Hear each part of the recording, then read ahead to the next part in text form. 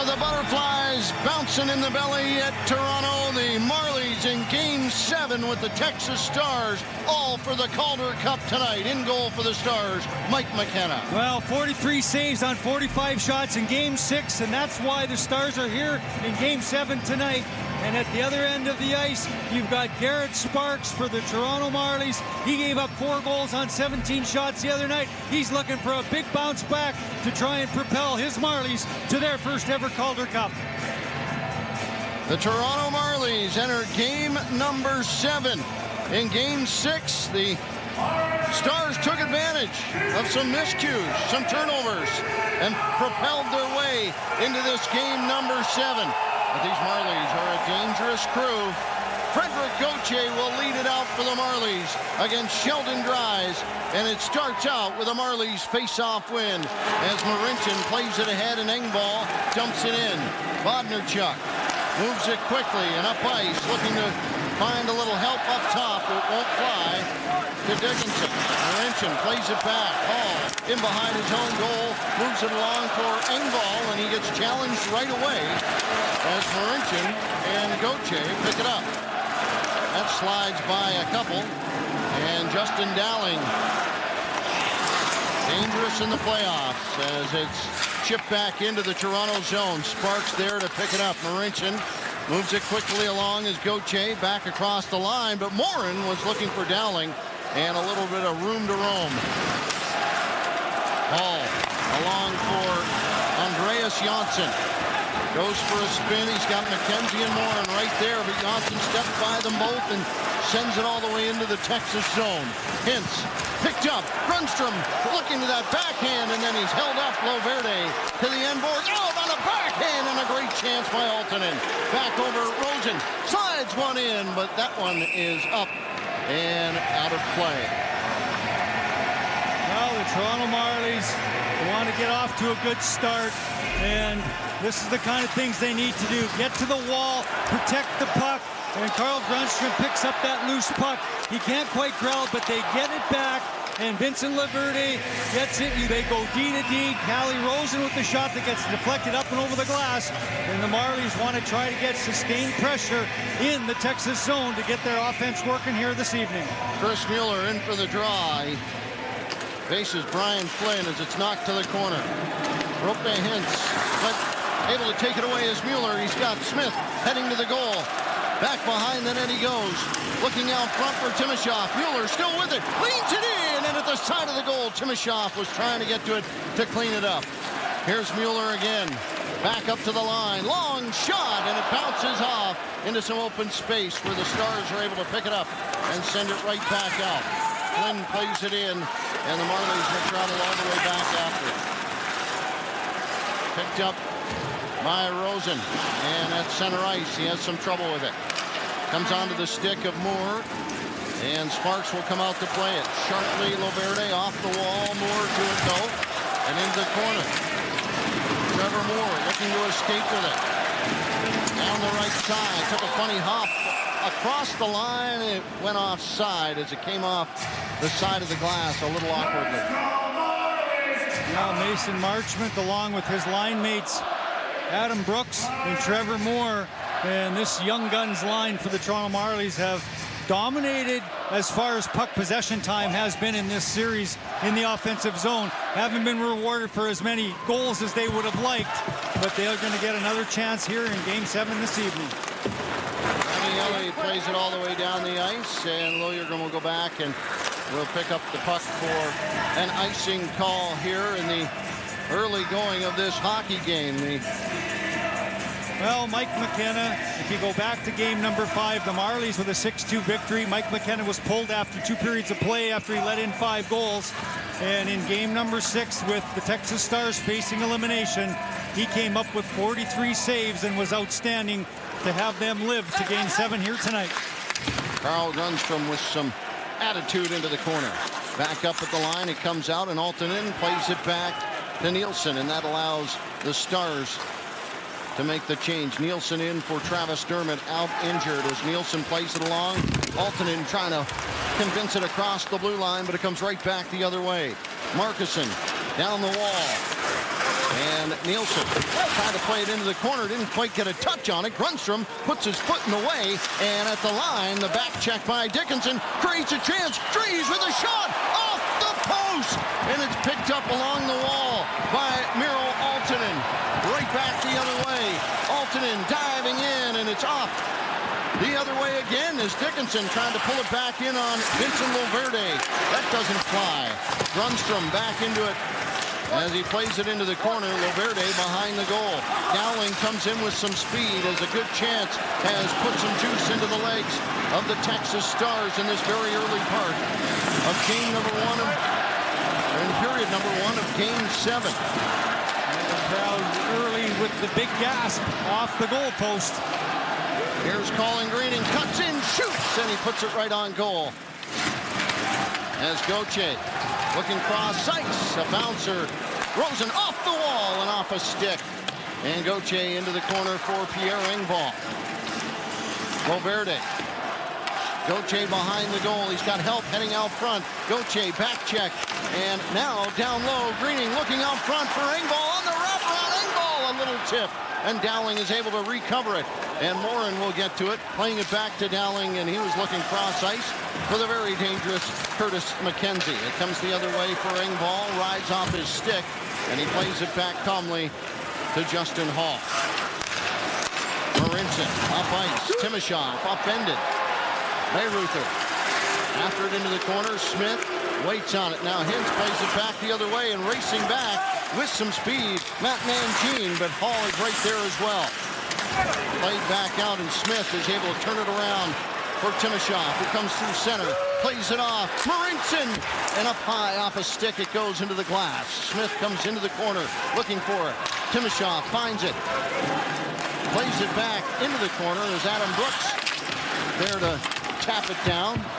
Up along the near wall, Mangine playing it, stepping into it. Marchment throws it at the goal and glances off McKenna on a rip of a shot.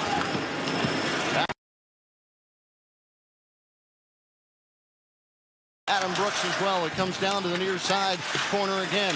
Moore out. Marchment shoots, and that catches some bodies out front and ends up over the snowbank. Well, the Toronto Marlies trying to get on the board first, but they get lucky as trying to get out of their own zone. They mishandle the puck, the turnover, and Sheldon Rice, who's got 10 goals in the Calder Cup playoffs, he walks in all alone on Garrett Sparks to go up over that right pad and below the blocking glove, and it goes off that right goal post and out the other way. And the Toronto Marlies get a first break of the hockey game as it goes in their favor. Some puck luck early. Marchment trying to get that one, but it's off the glass and out. Rosen. Markison right on top of him. Here's Moore. Playing it back in. Takes a funny hop off the corner. And McKenna had to leave it. Long pass. Looking for Dickinson. In past Liljegren, but he couldn't get past Liljegren, and he didn't get a very good shot away. Garrett Sparks saw it the entire way. Well, let's go back to Garrett Sparks and talk about his performance in game number 6. A giveaway by him for the second goal, then he lets the shorthanded goal in early in period number 3, and he gets pulled from the hockey game. So during the course of the regular season, it seems every time when he had a poor performance, he'd bounce back and play spectacular. So expect him here this evening to have a big game. Yeah, he got a break early with a goal post, and he's made a couple of saves as the Stars have tested him here early, and it's still a 0-0 hockey game. Joel L'Esperance, Chris Mueller in the circle. It's one back as Marincin up ice finding Ben Smith. Quick on top of Smith. Loverde plays a long one in off McKenna. L'Esperance. Mueller comes right back to it. Boy, is he having a good start. And a hand pass called 6 minutes in to this first period. Well, Chris Mueller, the veteran, didn't like the call, but it was the right one. And he's had a terrific playoff. There's no doubt about it. And in this series, 2 goals and 6 points in the first 6 games. And he is one of the former players on the Stars team that won that 2014 Calder Cup. And you can bet that he wants his second Calder Cup here this evening against his former teammates. Faceoff comes outside the line as it's pushed back into the Stars defense. Bodnerchuk, Brunstrom following up the play. Scarlett across the line. Knocks it on the rail. In behind the goal. Marincin kicks it out. Dowling out front, and Morin was right there, but he could not pick it up. Marincin, long pass ahead, looking for Janssen. He got a touch to it. McKenna will play it along to the far side. Altonen right there, but it's picked up, and now here comes Dowling. Back with Morin on the near side. Having a look. Hall breaking it up. Out front! Sparks! Morin thought he had a chance inside of the goal. No, it doesn't go in, and diving across to get in front of it, Altonen. And now back out comes Janssen.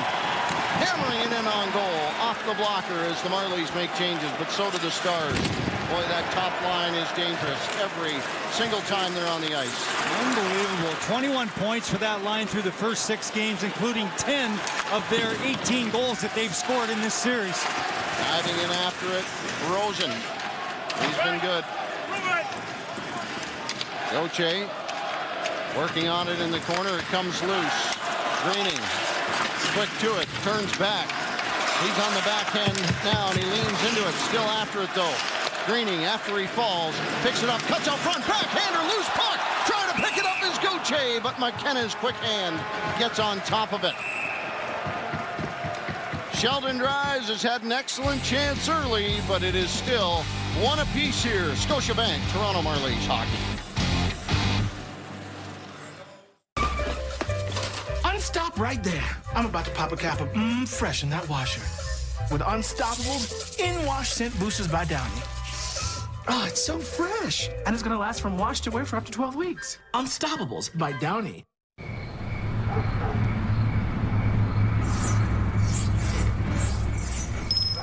Save your fives. Because right now, when you get a large Pizza Hut pizza, you'll get the second, third, or fourth medium for just $5 each. Only at Pizza Hut. When my hair is too long, I don't feel right. But when I get a cut, I'm me again. And trust falls, they don't even scare me anymore. That pomade really broke my fall. Get back to greatness. Great Clips. It's gonna be great. Refreshingly new. Organics by Red Bull. Tonic water. Ginger ale. Bitter lemon. And Simply Cola. Introducing organic refreshment. Organics by Red Bull. Not an energy drink. Well, both clubs have had some excellent chances so far early in this first period of play. The shot that comes from one side by Curtis McKenzie. It's the defenseman sneaking in, trying to put the rebound in, and then the Marlies right back the other way. Colin Greening with the backhand shot, McKenna with the save, and standing on the top of the blue paint is Frederic Gauthier. He almost pulls the puck out away from the goaltender McKenna and tries to shovel it underneath him, but the veteran netminder makes sure he gets his hand on it to get the whistle, as we've still got a scoreless game here, but some chances at both ends of the ice. Zeros apiece. Adam Brooks in to take this draw. Sheldon Dries, who's had a great chance. Marchman has to take this draw. And they don't like how that one went down. I'll do it one more time. Both these clubs know that every draw, every moment means something to win it. One back by the start.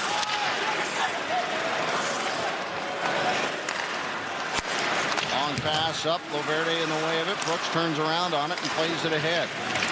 Marchman trying to back into the zone. And Hetherington, a shot on Brooks. I'll tell you, the whistles haven't been around. Here's Moore from behind the goal. Out front, he was hoping to find Marchman. Moore works back to it. Still to the backhand. Moore and Marchman picking it up and keeping it in. Cross ice pass Moore. And Rosen will come back. Moore again across the line. What a move. Marchman down into the corner. Hangs on and moves it along to Moore. He's got Brooks out front. Moves it back out. Brooks chases it into the corner. Hetherington right there. Side of the goal. Hits the post. And Marchman in behind. As he's hauled down, Marchman comes back. Tried to step out front. Hall to it as he takes a chance down low. Ben Smith as it comes back up the wall. Ellie plays it back into the corner. Rosen comes cross ice as Justin Hall leading along to Smith. Here comes Mueller. Out front. He was hoping to find Timoshoff going to the goal as it's played back up and out. Trying to get it by Justin Hall. Marincin comes back to clean things up. He rolls out front of his goal, and that gets the crowd interested. Along the near side, long one, kicked away by Sparks. Marincin plays it up and out. Timoshoff back up off the boards and into the Texas zone, but the Stars get a hold of it. Long pass by everybody. That'll be picked up for icing and brought all the way back with 10:42 left to go in the first period.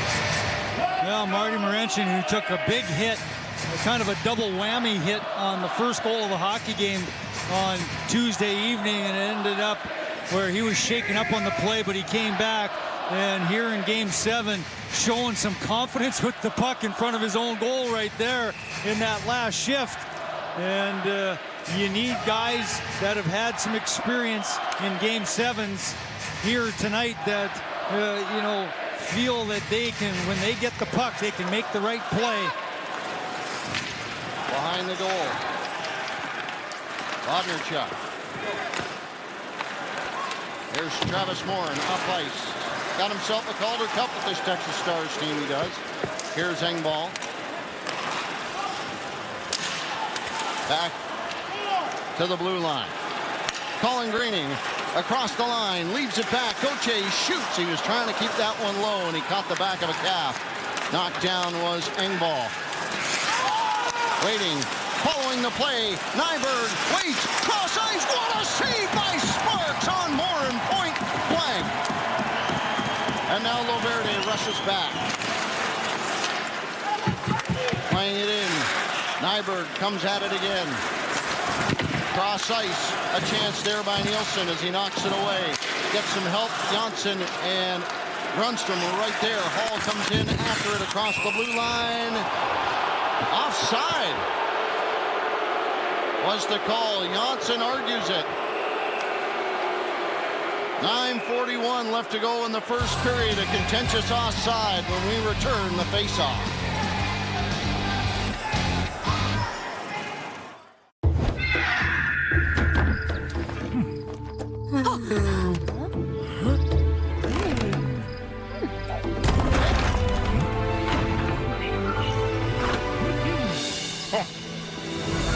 Forge of Empires. Develop your own city from the Stone Age to the future. Available in the App Store and at FOE.tv.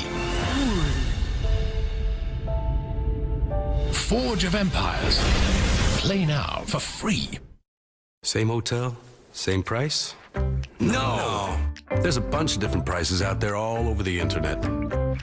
Trivago instantly compares them to find your ideal hotel for the best price. Hotel? Trivago. As King Midas, I get special treatment. Here, you will too. Your oil change comes with a tire rotation as well. Ooh, I could put that on an airplane banner. Maybe. Visit Midas and get an oil change, tire rotation, brake check, and more. All for $49. Well, the veteran 34-year-old Minneapolis, Minnesota native Travis Morin, who scored the game-winning goal in game number 6. He gets a golden opportunity to open the scoring.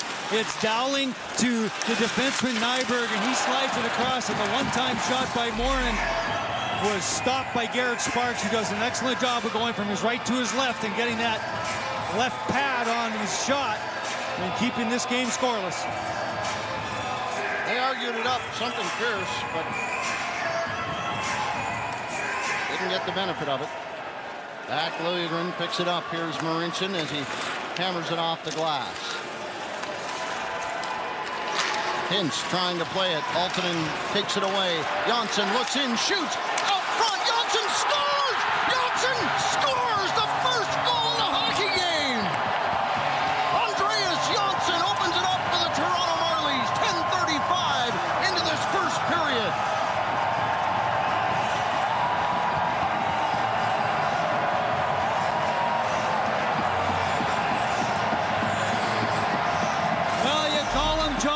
the spot. And Andreas Johnsson has been so tremendous through these Calder Cup playoffs. And it's the turnover by the Stars. Johnsson throws the puck towards the goal. Rundstrom chips it back to Johnsson as he heads towards the goal. And he makes no mistake of beating that left glove of the goaltender, Mike McKenna. And Johnsson's 9th playoff goal has opened the scoring here for the Toronto Marlies in Game 7. And a big one at that. Calle Rosen, that one off a stick and into the crowd. Johnsson has been terrific. He leads the league in these playoffs. Just 16 games. Yeah, it's amazing what he has done, without question. And, 22nd point here of the Calder Cup playoffs. And I'll tell you, his determination and his second effort all the time. Doesn't matter what situation it is, let alone game number 7. And he is a guy that has shown this Toronto Marlies team that he's going to come back down from the Toronto Maple Leafs and he's going to make an impact, and he does it again here tonight. Moore along the near side. Picks it up with his crowd. Jack from that goal. Hetherington turns around. Plays it along to the near side. Trying to get it out. But Moore right back to it. Marchment back over Brooks, shoots, and he tried to keep it low, but a stick in the lane. And now Moore again. He and Brooks trying to get to it. Moore tumbles out front of the goal. And it rolls away as Regner plays it off the boards and out. And across the line, they have to wait on that as they were heading out. Making a change. Rosen with some speed now. On his own as he lifts it down into the corner and goes after it. Confidence from Rosen, and now they slam him to the boards out front. Ben Smith looking for it. Loose. Rosen turns around, fires it, and picking it up. Mike McKenna as he got a hold of that one. Rosen, what a shift. Well, Calle Rosen, who showed us in game number 5 that he's one of the best skaters in this American Hockey League, especially from the defensive side of things. He goes up the ice, he chases down his own loose puck, he gets run into the end wall, but he eventually comes up with the loose puck as he's getting back out to that defensive position in the high slot and fires the puck, and Mike McKenna catches it in the crook of his arm to make sure it doesn't get by him, as the Toronto Marlies are looking for another one to see if they can double up their lead. Off the draw, Marincin. As it quietly goes to him, he centers it, and it's cut off. Trying to get it back out and down the ice. A tap all the way in by McKenzie. Hall tried to play it out. Morin got a skate in the way of it. Dowling now working to get it back out of the corner. Out front, Morin waits up, stares, but over top the goal. Morin had all the time, but he could not create a goal. Back up at the line. Long one, bouncers, side of the goal. McKenzie out front again, but this time Greening to it. Knocked to the wall as Dowling turns around on it. Gauthier picks it up and comes back out across the line, forcing it over to Hall. And now he's in the corner, cutting to the goal. Long pass. That's by Remy Ellie, who is standing in behind Timothy Liljegren at the blue line. But the pass got by him. Still working on it. Nyberg winds up. Big shot, but blocked in the process. And the backhander goes down the ice. After it goes Johnsson. And Johnsson very nearly creates an opportunity. Working against Bayreuther. Sparks playing it back over. Johnsson and Rosen combining to get it back out as Johnsson lifts it down inside the zone. Grundstrom cuts to the goal, and it wandered on him. And Grundstrom trying to play it back over to Johnsson again. The Stars pick it up. Austin Fighton moving it along. Andrew Nielsen turns, gets pressure from Lesperance. He plays it to the official, Pierre Lambert, who helps it out. And Laverde chipping it along. Down deep. Nope, that one went out of play. It was 6:25 left to go. Where are they going to put this one? Well, excitement at both ends of the ice without question, as both these clubs starting to open it up a little bit. And Andreas Johnsson and Carl Grundstrom trying to hook it up for the second time in the period. Johnsson with a little high lofter pass. Grunstrom picks it up, but he just loses control as he's in alone with the goaltender, Mike McKenna. Off the wall, Brooks toward the goal. He keeps it low and it goes off the pads. Moore trying to push it out front to Marchman. Trevor Moore now backs up, side of the goal. Marchman loose, kicked away by McKenna. And back out it comes. Mangine plays it in, Sparks in behind his own goal. Conley moving it to Loverde. Now some speed. Loverde across the line. He goes after it himself. He's got Moore waiting for it. Brooks behind the goal. There's Brooks. Moore out front. Bounces off a couple. Brooks again on goal. McKenna comes up with the save. Andreas Janssen has been terrific all playoffs for the Marlies, and he shows it here again tonight.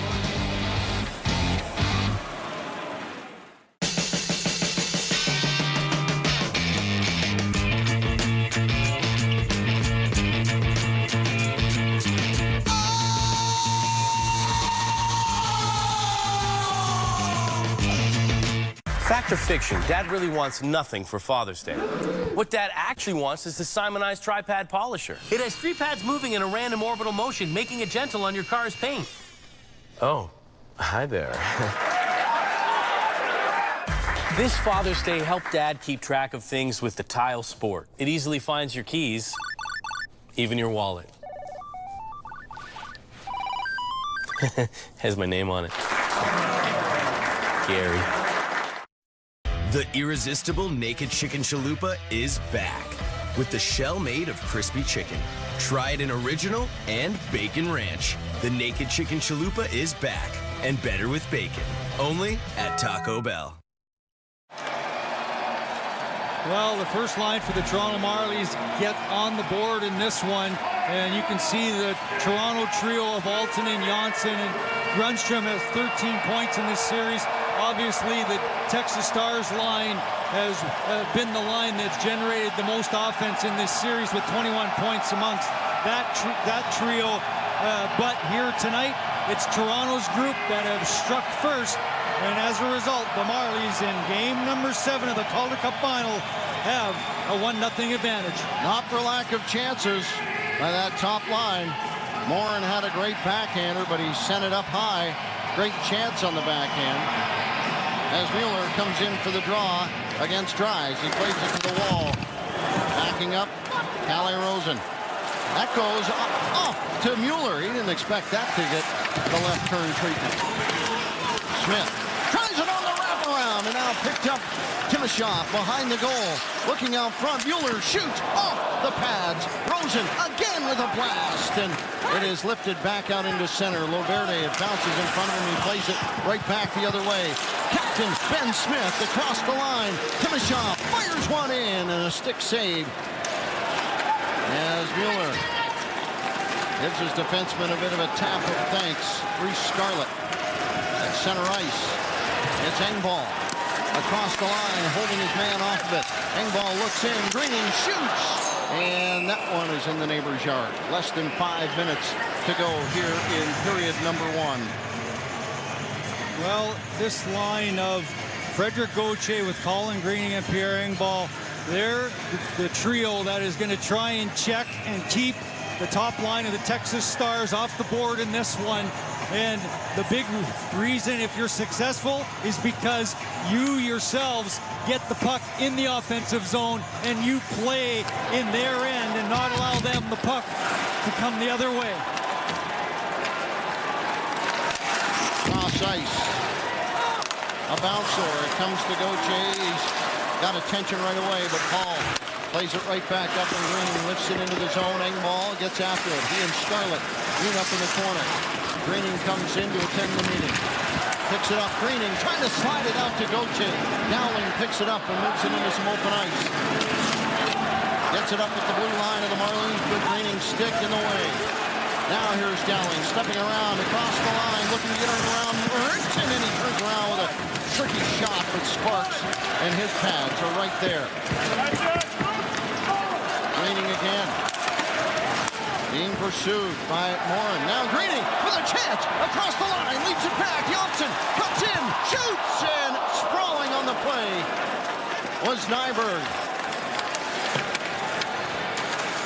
Back up the line. Grunstrom plays it right back in. Bounces over to Altonen. Couldn't quite find that one to get it stopped spinning. Now Janssen upended. Grunstrom trying to play it back down into the corner. Janssen there, hard on the puck. Lifts it back up the wall. Grunstrom holds Ellie off of it and goes sharply cross ice, finding Rosen. Austin fighting out, forechecking for the Stars. Back comes Grunstrom. Hard into the zone. Marchment got a touch, but he left it there. Now he comes back to it with some help from Adam Brooks. Ray Ruther up along for Mangine. At the line. It comes to Nielsen.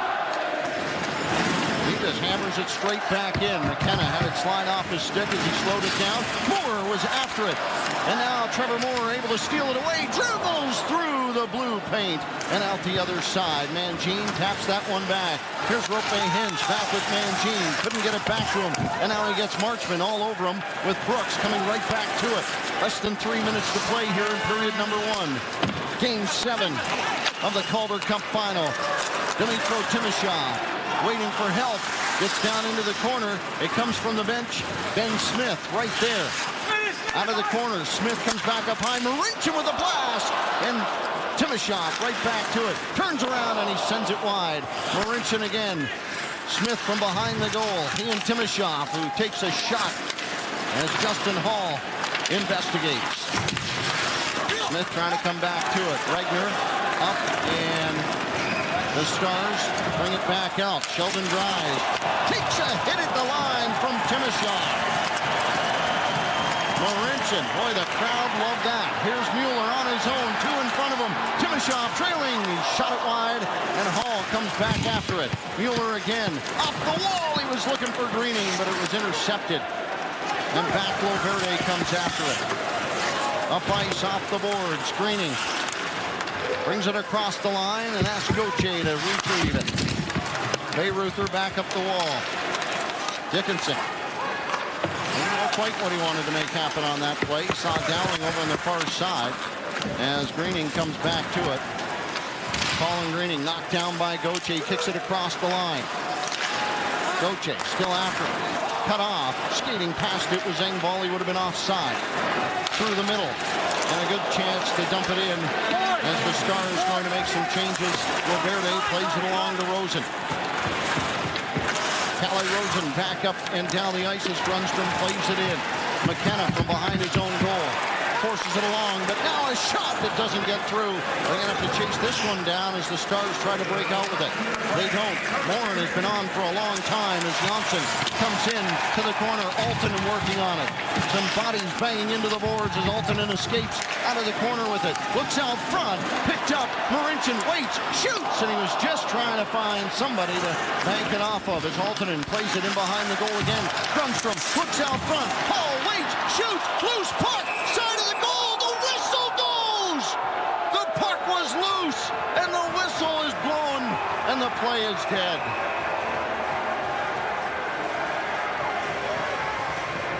All kinds of pressure by the Toronto Marlies as time winding down here in period number 1.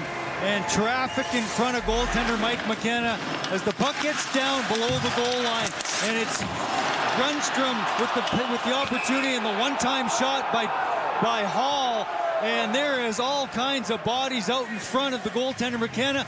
And Janssen, one of them, I don't know if it hits him or McKenna.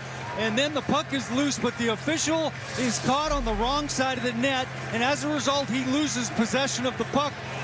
And he blows it dead. And obviously the patrons here not too pleased about it, but we're going to continue on here. 36.5 seconds to play in the first.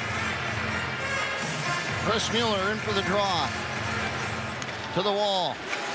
Out front. It finds its way to the corner and it's lifted back down the ice. Less than 30 seconds to go in period 1. Moore with some speed across the line. Leads it back. Mueller back to Moore. Marchman scores! Marchman scores! 2-0 Marlies with 17.2 seconds left to go in period 1. Mason Marchman here with the Marlies puts them up 2-0.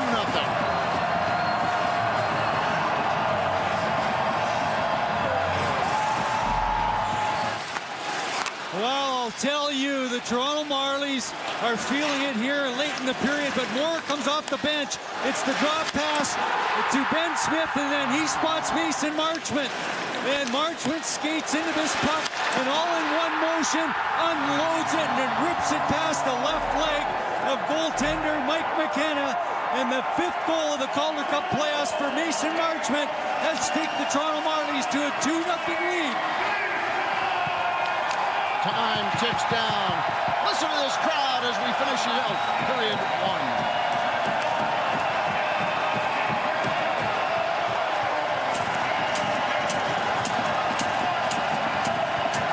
They're on their feet here at Ricoh Coliseum. Their Marlies up 2-0 at the end of 20 minutes of play. Stick around. The intermission is to come here.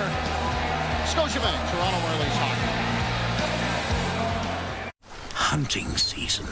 A perfect time to capture a glimpse of the cunning sportage as it stalks its prey. With its ability to gain a foothold in any environment, there are few places it cannot go.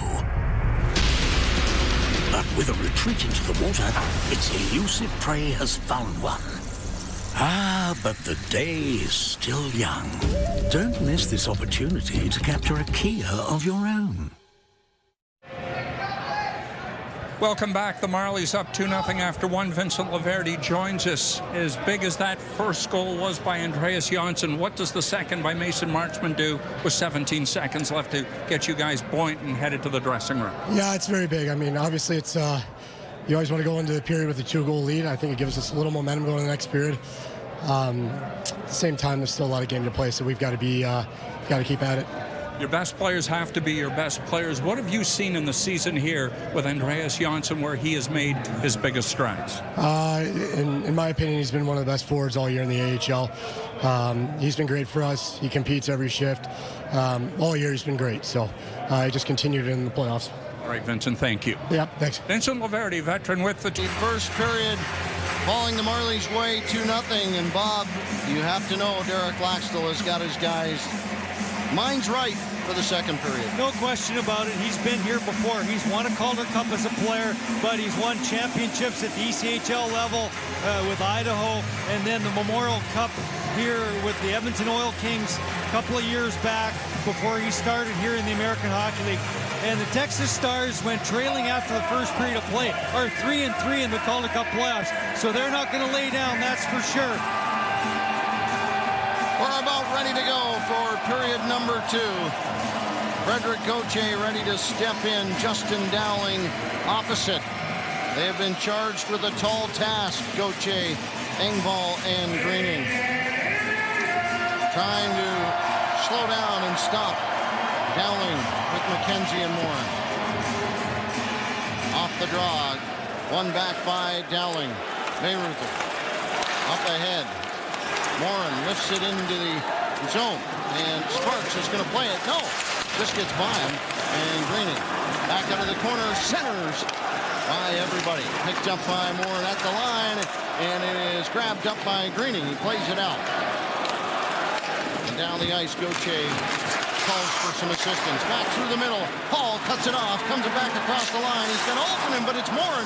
It's topped off a stick, and now Dowling comes back with Travis Morin trying to step in around Marincin, and Sparks pad in the way as Morin gets back out of the corner and up high. Regner winds up. Blast comes out the other side.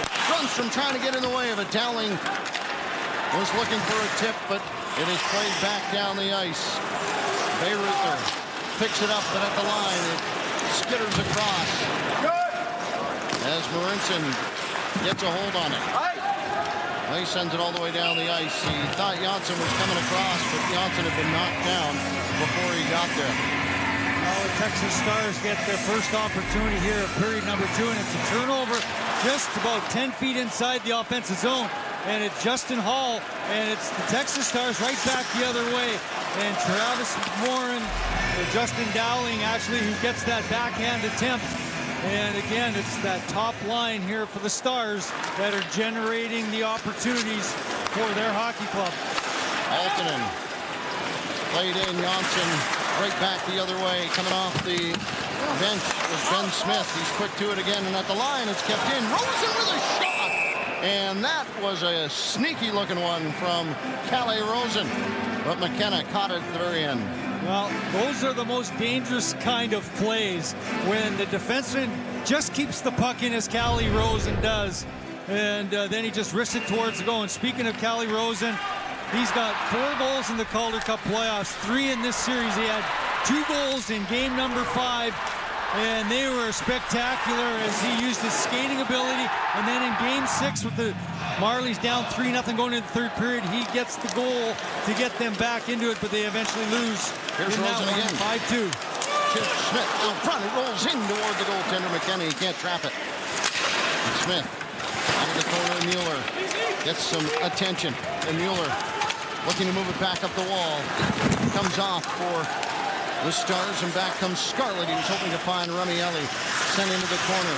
Ellie looking for that centering pass. Timashop back up on his feet, trying to move it up along the wall. Joel Esperance in the middle, back up at the line, and that one had some velocity to it, and Reese Scarlett has to retreat. He gives it away to Timashop. Tries to work back down the wall, and he and Scarlett bang up against each other. To the far side, Marincin picks it up on the backhand, lifts it to the goal, but it's off into the corner. He was hoping to find a little contact. Moore again. Scarlett to the far side. Liljegren is down deep as he plays it to the near side. Marincin again. Off the wall, toward the goal. And McKenna scoops it up casually, and Marshman and Bednarchuk. Well, Mike McKenna gave up a pair of goals in period number 1, but he faced 19 shots, and the Marlies already with 3 here in period number 2, as we've just gone 2 minutes and 14 seconds in the period number 2, and he has given his club the opportunity in game 6 to get a couple goals for him to win a game, and now here in this one, facing a 2-0 deficit, he's got to be spectacular, not allow Toronto to try and get that next one. Adam Brooks is in the circle. Ryan Flynn opposite. Brooks wins it back. Nielsen toward the goal. Pops up and finally lands. Marchman trying to step away. Looks over, wandered on him a little bit, and Marchman tries to get back to it. Now 3-on-2. Back the other way as Marchman follows up the play. Markinson looking for it off of Sparks and into the corner where Marchman gathers it in. And right back come the Marlies through the middle. Drop back for Moore. Looks in, shoots, and it goes off of Flynn. He was trying to leave it along for Marchman or Brooks. And Moore comes back to it high to the line. Valverde waits, and he waits, and the Marlies make changes. Well, he does. Here's Engvall, drifts in, shoots, and Engvall sent it back up far side, and it comes along the near wall, reaching for it, trying to play it back out. Valverde sends it back in, but Greening has to come to touch up. In on goal, Engvall is right there, Greening too, and nobody to help out McKenna on the play. He freezes it. Well, you're not going to fault the goaltender in that situation. You've got 2 Marlies coming hard towards the goal, and he's waiting for one of his defensemen to call for the puck. Maybe he can make a short little pass to try to escape the zone, but nobody's saying too much to his left or his right, so he decides to pounce on it to get the whistle, and we'll have a face-off to the right of the Texas goaltender. Fred Gauthier. Dowling's on, Gautier's on. Wins it, back to the line. Marincin steps around, he's got it on the backhand and plays it down low. Gets by Gauthier, now the race to it. Hall just eases it back behind the goal. Gauthier again. Up high, Marincin at the line. Right back to Gauthier. Happy to send it back behind the goal for Pierre Engvall. Engvall knocked down on the play. As McKenzie tries to get it up and out. Greening comes right back to it. To the far side. Hetherington racing after it. Engvall there too. Morin pries it back out, but it is Hall back the other way, and now they've got a couple of forwards caught up ice. Greening still working it. Gauthier now making changes. The Marlies on the back end. Dowling. McKenzie will pick it up, and Gauthier steps in the way of the pass intended for Dowling. Morin is after it. They've been out a while. Trying to get in a change now. Janssen comes back the other way. Trying to catch him on a change. Grundstrom. Shot. Rosen. What a great rip by Rosen. But McKenna comes up with the save. This is an excellent save by the veteran netminder Mike McKenna. And the Marlies, both clubs, quite frankly, right from the get-go of this game, have their defense activated and jumping in to try to be the extra guy. And you take a hit to make a play in the offensive zone, and then it's just the job by Grundstrom is he spots Callie Rosen coming right down Main Street. He gets the puck to him, and he tries to beat McKenna up and over the glove.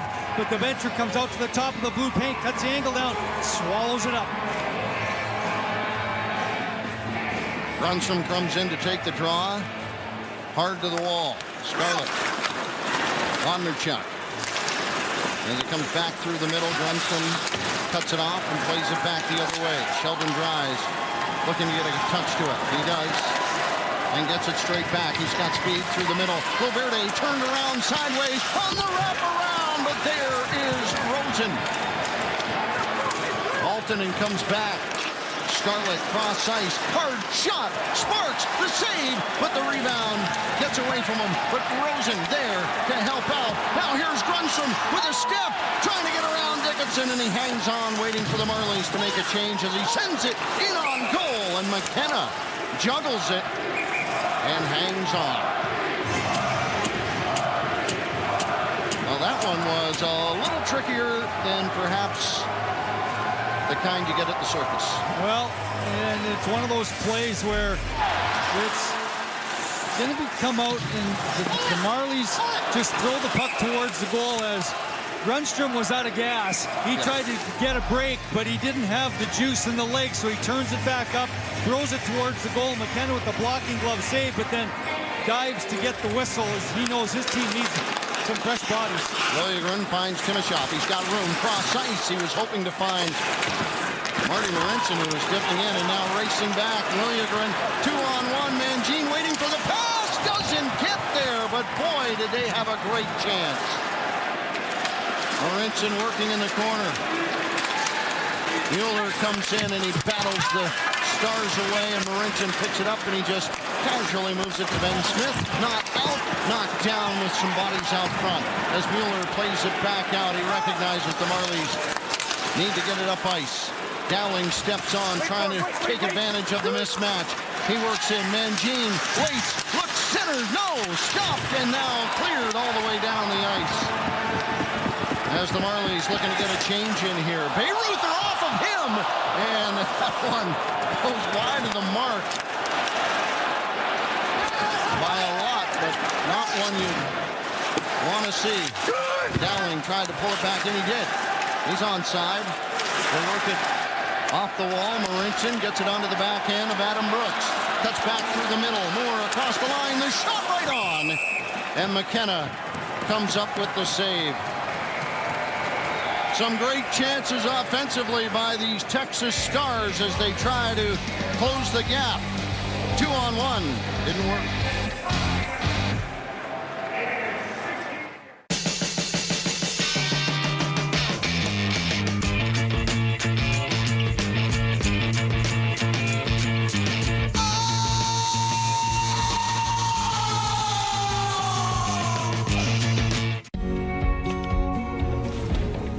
When trailblazers need gear, Woods is there. When explorers need shelter, Woods is there. When the front lines need cover, Woods is there. Our adventure is outfitting yours, and it's over 130 years in the making. Woods, true, north, strong, since 1885. That's confident. But it's not kayak confident. Kayak searches hundreds of travel and airline sites to find the best flight for me, so I'm more than confident. How's your family? Kayak. Search one and done. Well, you talk about puck luck. Sometimes it goes your way, and then once in a while it goes the wrong way. But a fortunate bounce after the goaltender, Mike McKenna, trying to wire the puck up the wall. He puts it into the shin pads of his defenseman, Gavin Bayreuther. and Bayreuther has it bounce towards his own goal, but goes about 4 or 5 feet wide, but that could have been disastrous without a doubt. That would have been a tough one to take, that's for That sure. would have been a tough pill to swallow for darn sure. Offensive zone draw. As I said, only one offensive zone draw for Texas in the first period. Curtis McKenzie knocked off his stick by Engvall and back across the line. Engvall steps into it and tries to move it back along, but Dowling gets a hold of it. Sends it back to his defenseman. Jumping in on the play, but a misdirected pass. And now Hall finds Pierre Engvall wide open. Hall tries to put it in on Gauthier, who was crashing in toward the goal. Greening falls on the play. He caught an edge and went down. Bodnerchuk up ice as it is tipped in, and round behind the goal it goes. Justin Hall picks it up and looks up ice. Chris Mueller by him, and Ben Smith plays it in. McKenna from behind the goal, hard up along the near wall. Marley's right there. Timoshoff and Mueller digging in for it as Regner, as Hetherington races after it, and there goes Ben Smith too. Ben Smith trying to work it back off the wall, and Timoshoff sends it down low. Mueller from behind the goal looks back up on, and boy, Timoshoff was right there, but had his stick lifted by Joel Lesperance. Looking back out, here's a chance out front. The Stars in tight, picked up, shot, missed completely by Hetherington. He had a wide open cage, and he missed it. Wow. Lesperance picks it up. Back he comes across the line. Doesn't get the shot away, but they're still after it. Dickinson back to it. Lesperance stepping out. Dickinson turns around. He plays it down into the corner. Valverde after it there. Remieli trying to get a touch. Nielsen plays it up the boards. Grunstrom. Nice little pass to Altonen. And across the line. Altonen throws one on toward the goal. Janssen now picks it up out front. It pops off a couple of bodies. And Dickinson able to pick it up and come back the other way for the Stars across the line. Broken up briefly by Janssen. Dickinson looks in. Morinson in the way. And Scarlett back up at the point. Cross ice, quickly moving it. Bodnerchuk in on goal, and Sparks with the touch. Liljegren tries to play it up into the corner, and he does. And now picks it up, moves it. Janssen, nice little pass along to Grunstrom, but this crew has got to be tired. They're going to go off. And the Stars making changes as well. On comes Marchment for Brooks, already out. Trying to force a choice for Bayreuther. Backing up and across the line. There goes Hall after it. He's working with Rosen. Trying to move it along to Moore. Rosen to the near side. Marchment comes after it as the Marlies now trying to keep it out of the zone. Bayreuther, bouncer side of the goal. And Moore comes back to it. Here's another great chance. Waiting, shooting up into the glass. And the Stars are buzzing here in the second period. Good chances. Mangine. It closes in on him as Brooks tries to get to it. Now across the line, Rosen without a stick, trying to break it up. In on Sparks, dribbles wide! Waved off, no! The puck at the side of the goal. The Stars claiming it was in, it was not. Arguing it, John Nyberg. I'll tell you, John Nyberg, who uses a little speed, but then it's Austin Fighton who tries to chip this past the goaltender Sparks. And I don't know if this gets a piece of it as it goes by him. Yeah, he gets a little bit of his arm on it, but it goes outside the goal post, and it's Matt Mangine who tries to stuff it back in on the other side, but Sparks is there to get the whistle, and they're going to take a look at it, but I don't believe that puck. They will get the overhead look. That's what you get in the American Hockey League. You get the overhead look. It goes I'm not sure it'll get to that. Goal post first, and then Matt Mangine trying to get it again, but we're going to see it go from here, and it's the shot that goes to the left, and I think Sparks gets across and gets a piece of that if we get it, or it hits the side of the goal. But Mangine, who's a right shot, had to sort of pull it from the backhand and go forward, and the officials are going to take a look at it. But if we could get that slowed down a little bit, we may get an opportunity to see exactly where the puck goes. Well, and just to reiterate, in the American Hockey League, the officials get one look, the overhead look.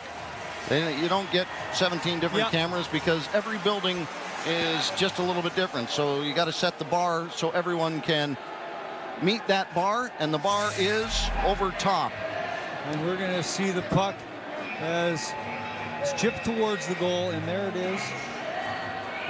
No, Sparks got a piece of it, then it went off the goal post, and then it's on top of Sparks. I don't believe this crosses the goal line. Well, it doesn't cross it there. That's hard to know, and it'll be hard to see from the overhead angle. Now, sometimes from our broadcast position, we can look over top of the shoulder, but it is a full building, and there are a lot of fans interested in the same outcome that we might be as they take a look at this one in super slow motion. They'll draw it back. They got a wheel, and it essentially just draws it back frame by frame. If Sparks wasn't the one who got a piece of it, it's the defending Toronto player who is down and throws his leg out, and it's the leg that blocks it from going in. We'll take a look one more time. There it is. That's not it going in. This is the chance here. Sparks is over. Yeah, I can't see that they would even see how that might enter the goal from the camera up top. You'd have to be pretty darn sure in a Game 7, absolutely certain that it crossed the line when you called it a no goal. Reversing a call. If you called it a goal, right, and you wanted to take a look at it, it would be the same thing. You'd have to take a look, and you'd have to be able to say to yourself, look, definitive proof that my call on the ice was not accurate. And we have seen plenty throughout the playoffs, Bob, where we have seen opportunities go wide, or and in fact one that wasn't even close, that the goal light went on for a good long time, and it was over in the corner being played by Gauthier. And a stick went in the goal and bulged the twine, and that's what fooled the official. And they looked at it over and over, as they're doing right now, and they made the right call on the play. And from what we've seen, we don't see the puck enter the goal. So as you said earlier, if they called it a goal and then don't see the evidence to turn it over, as you'll see the puck after fighting puts the attempt towards the goal, but then off to the side is Matt Mangine, and he tries to chip it over top of Garrett Sparks, and it's going to be Calle Rosen who is going to get his left leg there as well.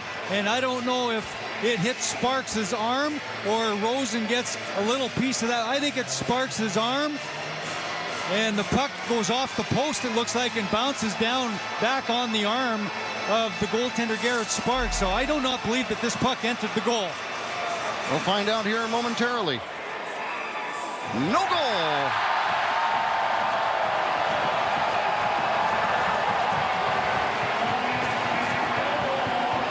The crowd, slightly partisan, agrees. Well, and Derek Blackstall does not. I mean, I don't know if he has the ability with his video coach in the dressing room to be able to take a look at that and even see our angle that we've seen here on the television. And there wasn't a whole lot of arguing going on. Into the corner, that one almost looked like a broken stick on the play. The Marlies get the benefit of a break here. Gauthier back over Green and shoots, and blocked in the process. As it comes back to Rosen, it's sent over to the far side. They needed a break, the Marlies did. The Stars were absolutely flying prior to that long break. Now Morin cross ice, knocked down by Engvall, and he tips it ahead, trying to get a piece of it out front, cleared away by Marincin. Rosen comes back to it. in the corner. Curtis McKenzie working on it. And Altonen will come back. Wait on it, and then come back out. A pass to Engvall. He's out by himself with two in front. Engvall trying to whip it back out, hoping to find Grundstrom. As Engvall plays it back into the corner. He'll go to the bench. It'll be picked up by Regner. He turns around.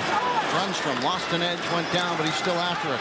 Bayreuther up ice. They got by everybody. Marincin comes back to it. Lesperance, boy, did they have a good shift the last time they were out, this crew. Long one ahead. Johnson at his own blue line. Nice little pass, finding Altonen. Moore steps back to it and then lifts it down into the Texas zone. Right back, Johnson picks it up and he lost the handle. Now he's got it again. Sends it to Nielsen, cross ice, swiftly. Hall toward the goal. And that is grabbed up by Mike McKenna. Well, the Stars nearly got one, but the officials say no, and Garrett Sparks says no.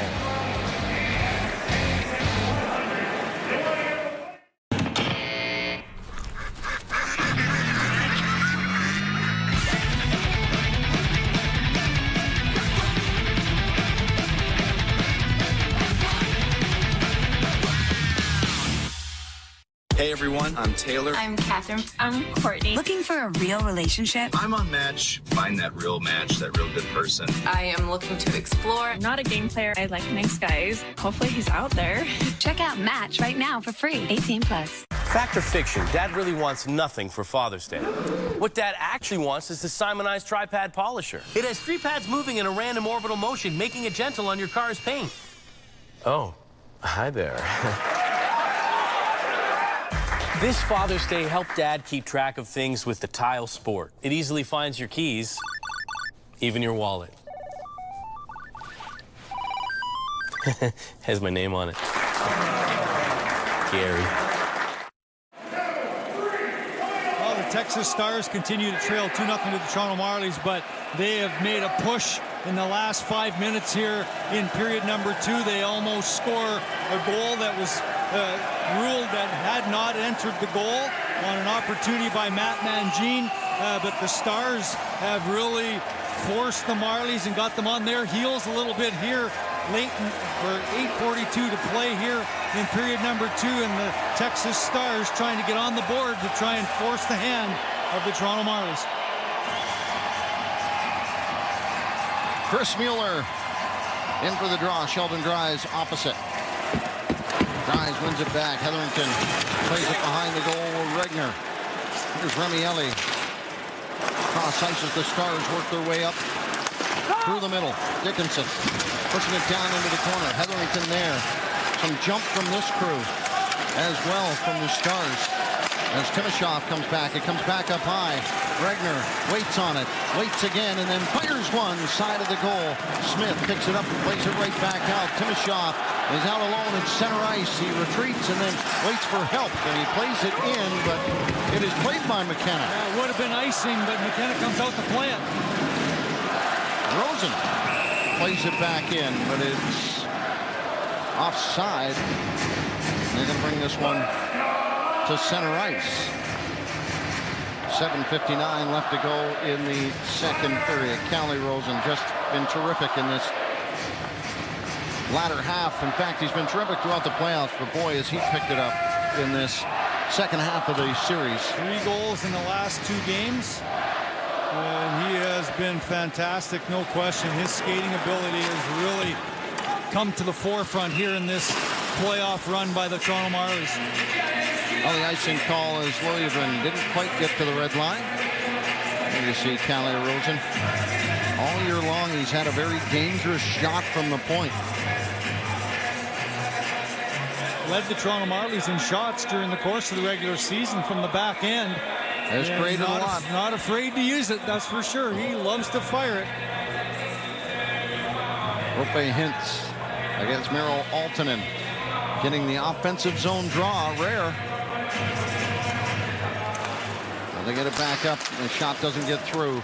Racing to it. Johnson chips it back out. And now Grundstrom is tied up with Austin Fighton. gets after it one more time. Mangine out wide. He won't get to it. Grundstrom turning around with Johnson, who cuts toward the center of the goal. Grundstrom a shot. And that one dropped side of the goal. Nobody quite knew where it had wandered. Taking a swipe at it. Johnson fighting. Turns it out front. And a great centering pass. But Hintz had it over the goal. Grundstrom again. This time he'll just fire it in and go off as Rosen turns it around. We've got a bucket out on the ice. Greening holding it off. Cuts back in. Shoots off the goaltender. Engvall now in the corner. Turning around on it. Bayreuther moves it back up the wall, but there's Pierre Engvall getting a touch to it. 6:50 left to play in the second period. Loverde and Rosen. Gauthier finding Greening, and he sends it in. Off the bench comes Marchment. Gauthier into the corner after it. Greening as well as he steps out in front of it. We had Marchment out front of the goal, but just could not quite corral it to get a chance. McKenzie now on the line trying to mismatch here is this young line of Marchment, Brooks, and Moore playing against the top line of the Stars. Long one, shot wide. Comes to the near side, Regner. Back up, Travis Moore. Out front, off of Sparks and into the corner. Joel L'Esperance comes on. In behind the goal. L'Esperance tried to drag it out front. There's McKenzie back up at the line. Regner waits on it. Gets a little bit of a challenge from Marchment. And now it's picked up by Brooks. Hangs on and finds Marchment at the blue line. They don't get far with it. Regner trying to bring it in, but McKenzie was just slow to get back on side.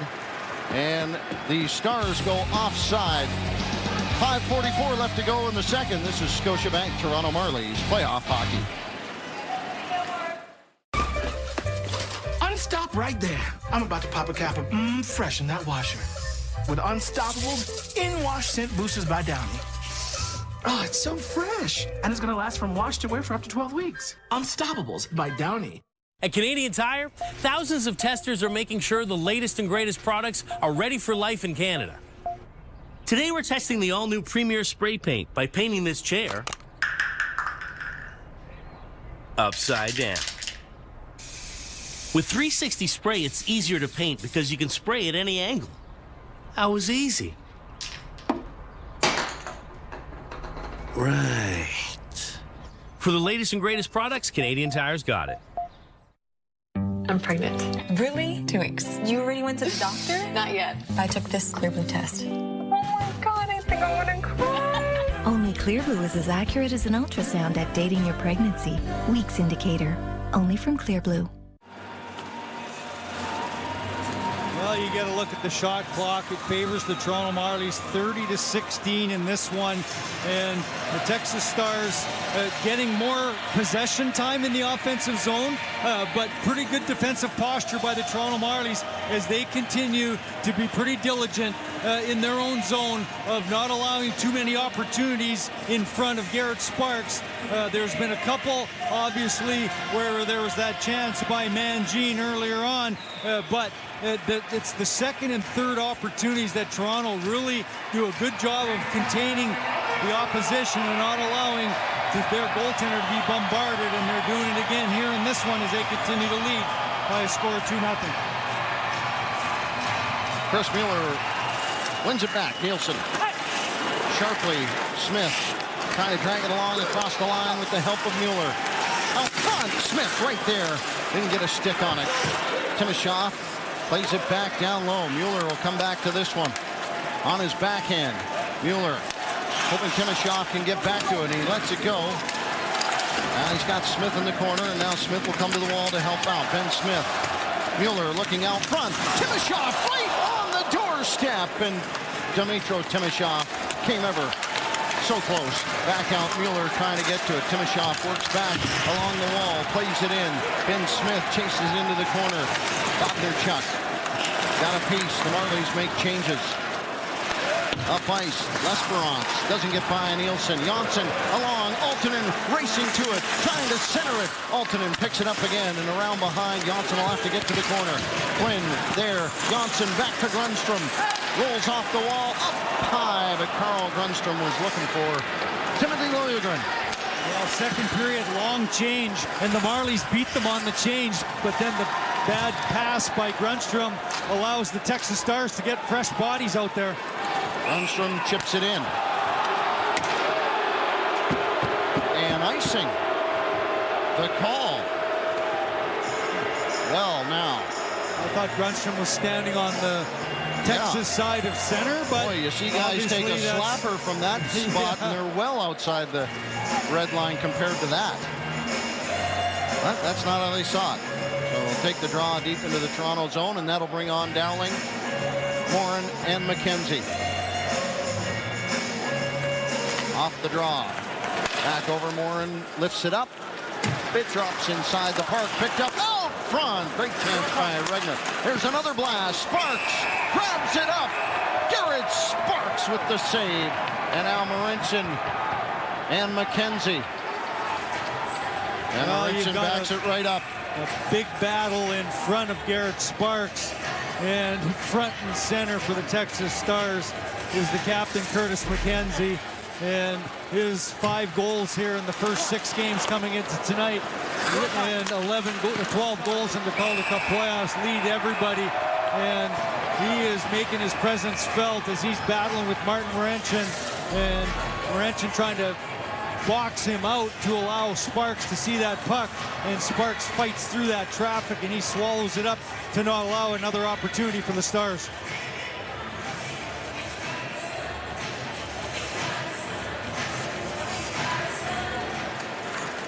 Picked up Marincin as he pulled it out of the pile. Engvall sends it in. Greening holds up and quickly right back along the near side. Knocked down by Marincin as he turns around cross ice. He was hoping to find help. Sheldon Dries was right there. He's an opportunistic player. Got 10 goals in the Calder Cup playoffs for the Stars. And it comes in on McKenna, who plays it along. Greening, little touch back after it. Rope Hens couldn't move it. Beirut off ice. Hammers it back in. Moore off his skates, and now Loverde quickly finding Rosen up ice, trying to get it to Marchment. Turn around, Hintz, as he was hoping to find it. Moore turns on the backhand, wanders on him, and Moore is still after it. And that ends up in the bench of the Toronto Marlies and back out on the ice, and so they decide that's worthy of a whistle. 3:18 left to go in this second period.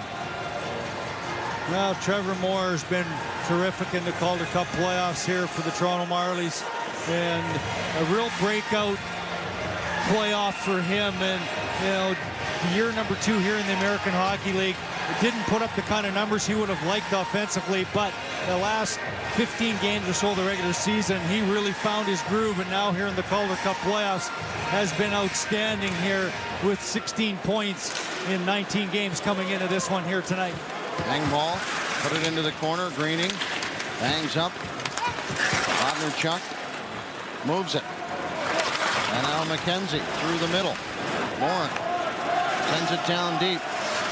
Rosen. Wow, hard to the boards. Greening will pick it up again, and he plays it right back. But McKenzie is there. He's hauled down in the process. And I'll tell you, this one wobbles all the way down the ice. Waved off. Boy, it didn't have enough steam. But it barely didn't have enough steam. Long one ahead. Back across the line, McKenzie. Esperance in behind him. He plays it down into the corner. Timashov, Regner right there, but Smith is able to pick it up and get it back out. Loverde was up ice, turning McKenzie. Been on for a while. High to the glass. It goes, and now will he go off? He does. Timashov. Down he goes as Timashov was trying to get to it. The crowd wants a penalty. You're going to have to do a lot more than that in this game.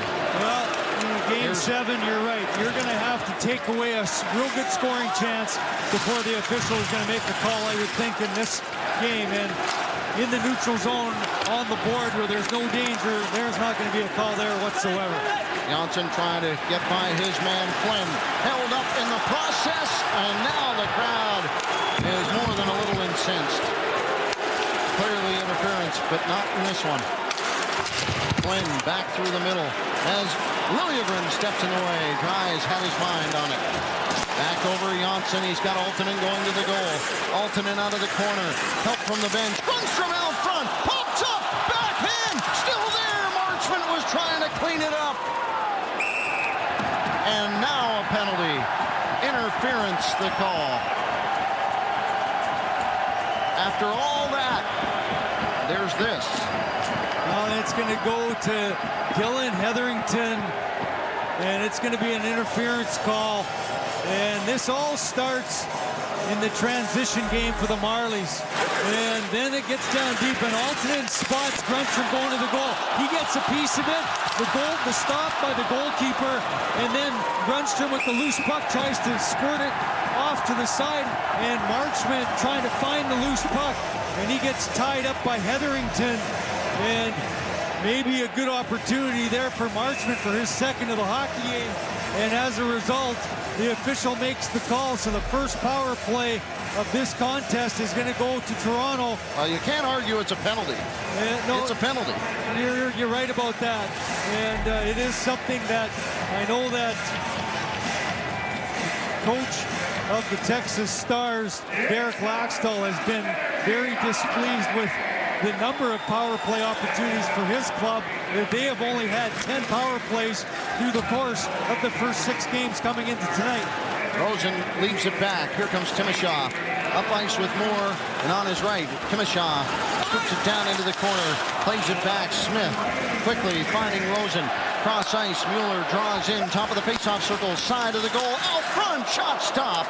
Smith back up, Rosen looks in, less than a minute to play in the second period. Mueller back out front, that one, scoop, and at the side of the goal, Smith takes some punishment for the effort.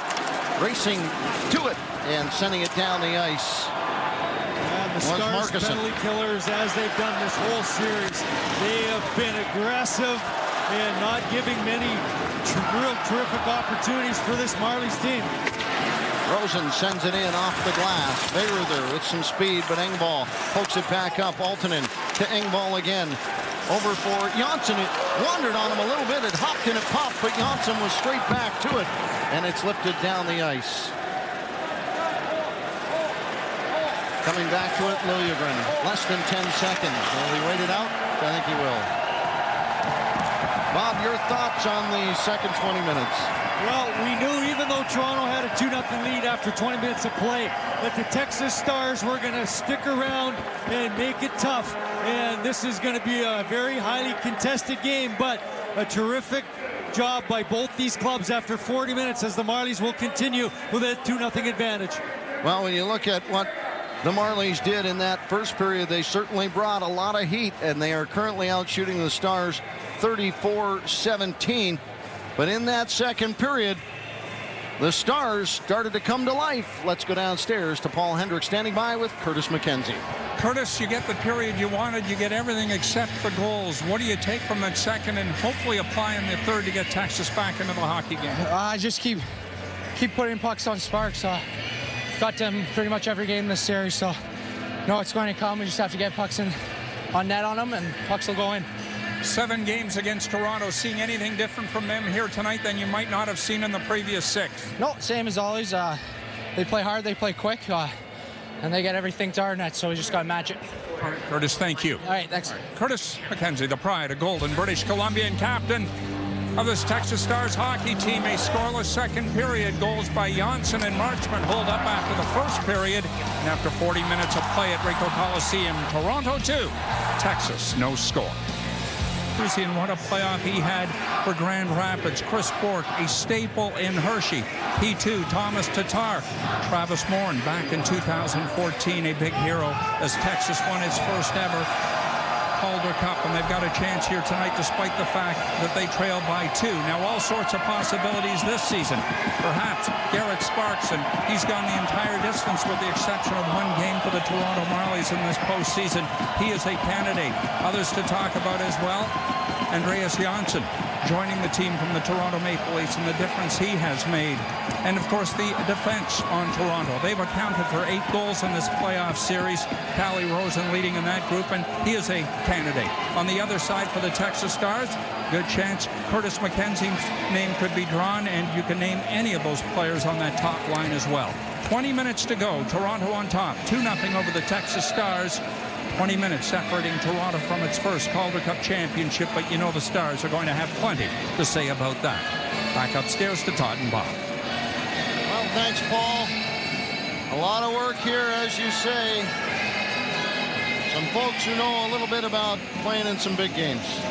Yeah, Mr. Darryl Sittler taking in game number 7 here. And you know what?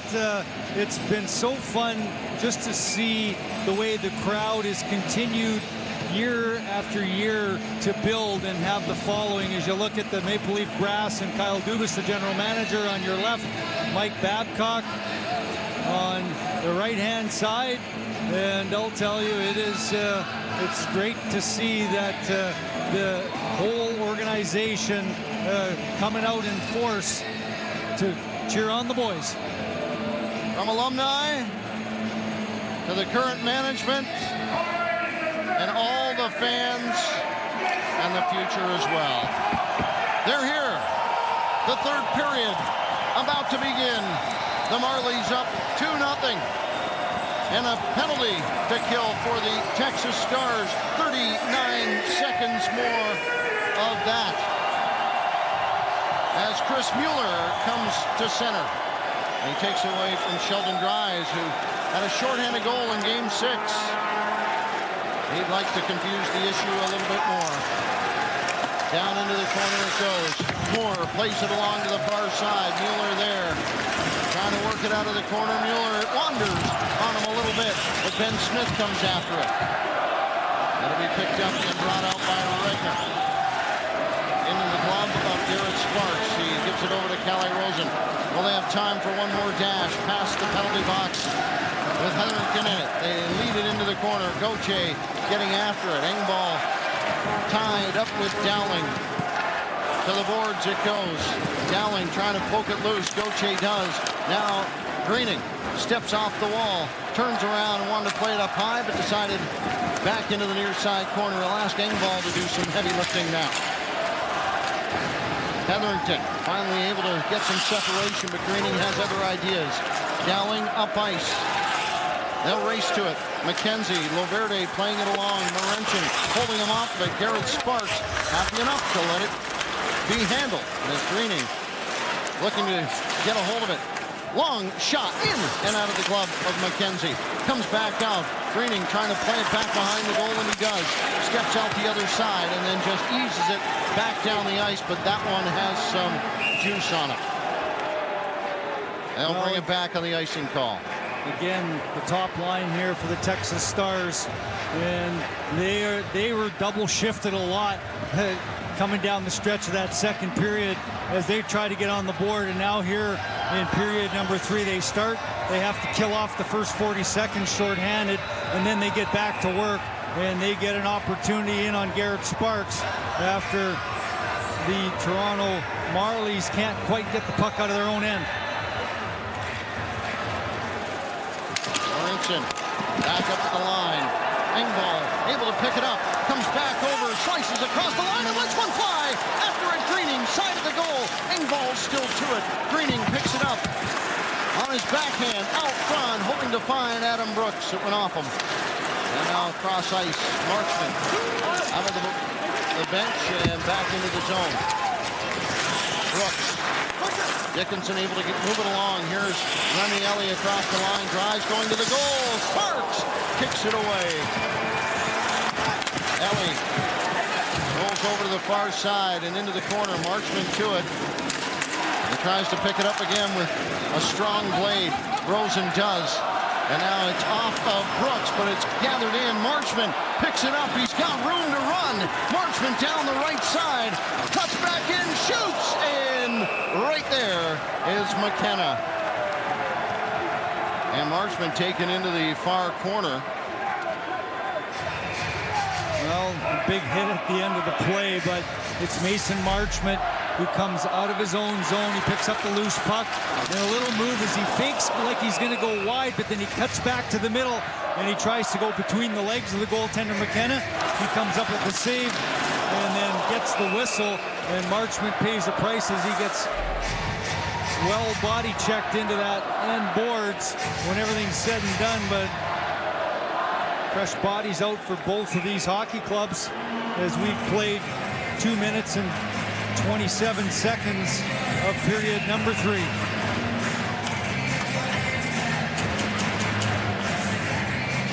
Chris Mueller into the circle against Brian Flynn. Got Timashov to his left, but he gets it back to the blue line. Marincin quickly back, finding Timashov. Mueller leans back on it and sends it deep. Timashov will have to fight for this one. He does. He comes away on his backhand, sending it back. Ben Smith scrambling to get to that one and then working his way to get a hold of it. Ben Smith now fighting off 2 of the Texas Stars. Timashov in to help out as well. Hetherington fills him from behind, and it comes loose and is played back out into center ice. Marincin there to pick it up. Marincin as they try to catch one of the Stars back in their own end deep. Lesperance, Timashov still after it. They want him to get to the bench as Nyberg plays it along. Chipping it by Lesperance. Got it by Hall, but Houston Hall got some help. Long one in off the glass. Janssen picks it up, backhander toward the goal. Doesn't miss, and now it is again Grundstrom who picks it up. Janssen in close. Andreas Janssen waits out front, scores! Grundstrom! Witness the power of Grundstrom! 3-0 Marlies!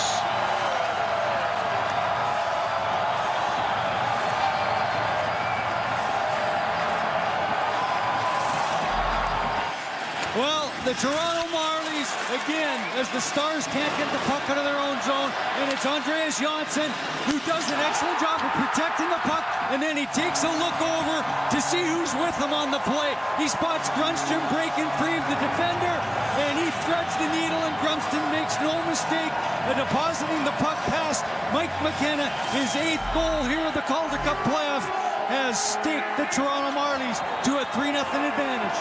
And a bouncer in on McKenna. Now he's cautious. He hangs on in a wise move. As this crowd now fully invested. If they weren't before, they found more energy to give. Here at Rico. Well, again, it's just the ability to separate himself and back off the opposition. And what happens is then all eyes on the puck carrier as there's a defender that's kind of between Grundstrom and the goal, but he gets caught looking at the puck, and a terrific pass by Andreas Janssen, his 2nd assist of the hockey game. Here's a chance, and McKenna's side of the goal. He didn't know where it was, and it is cleared by his helpers out front.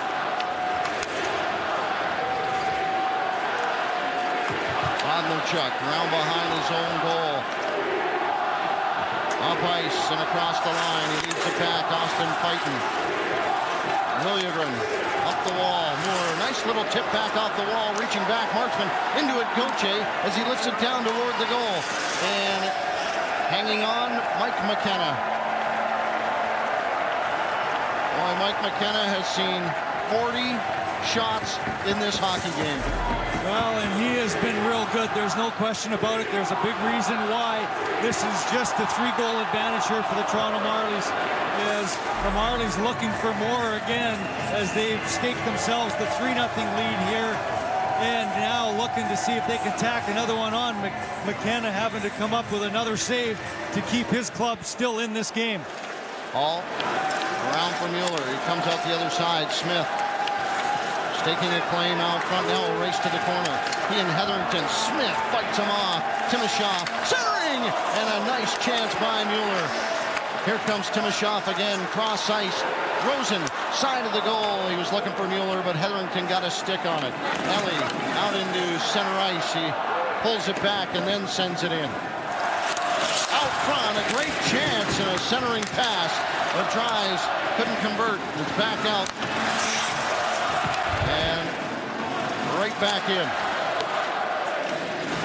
The Marlies fans here with the chance as it's lifted up and out of play. That is not going to be a delay of game.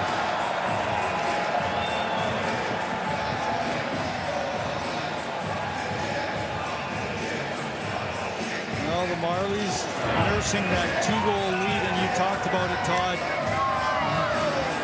9-0 in the Calder Cup playoffs when they lead after 40 minutes of play. Texas Stars 3-5, so they've been able to fight back 3 different times here in the Calder Cup playoff run for themselves. Frederick Gauthier pushed it back in. Nyberg, side of the goal. Here's Morin. They can do damage and get you back in a hurry. Morin looks in. He shoots right on Sparks. It went off a stick, but it is stopped by Garrett Sparks. He's faced 20 in this one. Well, and Garrett Sparks, you know, this was a game that he had a lot of pressure on him coming into this one, I might say. And when you look at what transpired on Tuesday evening with his club with the chance to win a Calder Cup on home ice in Game 6, he gave up 4 goals on 17 shots. And here tonight, got a goal post early, and since then it's been pretty good when called upon as his club continues to lead 3-0. Armstrong with the high fly ball. Back into the zone. Sparks looked like he wanted to play it. And Bondarchuk had an idea to find Quinn out front. And now we've got a penalty. Slashing going to be the call. Miro Aaltonen will go to the box. And the power play of the Stars has been just flat out terrific. You know what? They haven't had many opportunities over the last few games, but they are 4 for 10 in the series, so 40%. And it's Miro Aaltonen who's going to go to the box for the Toronto Marlies, and in behind the goal and trying to come around to pick up the puck is Joel L'Esperance, and he gets his stick knocked out of his hands on a slash, and the Texas Stars go to the power play for the first time. Dowling out, McKenzie as well. Morin, we talk about this line and how fruitful they've been, but a lot of it comes on this power play. Morin comes in to take the draw. Ben Smith out to the wall. It comes back up. Regner, he's dangerous. Dowling 2. Off the wall, looking for Morin. Shot. Into the corner it goes. Back up along for Regner. At the blue line. Regner moves it along for Morin. He has a little trouble with it right away. Ben Smith is there, and at the line it's out. Racing to it, Greening and Regner. Greening got a touch to it and comes back out the other side. Still after Regner, as Dowling gets some separation and the Marlies make some changes to the penalty killers. Out is Janssen, Gauthier as well. Regner back through the middle, drops it back, forcing him to come across the line. Morin sends it into the corner. Marincin trying to hold off his man. Morin looks out front. McKenzie all alone out front, and it is Janssen who picks it up, coming back the other way. Janssen from behind. No chance as McKenna got a piece of it. Can't believe it. Right back the other way. McKenzie. Loverde trying to play it. Loverde on top of a stick as it comes back up to the line and out.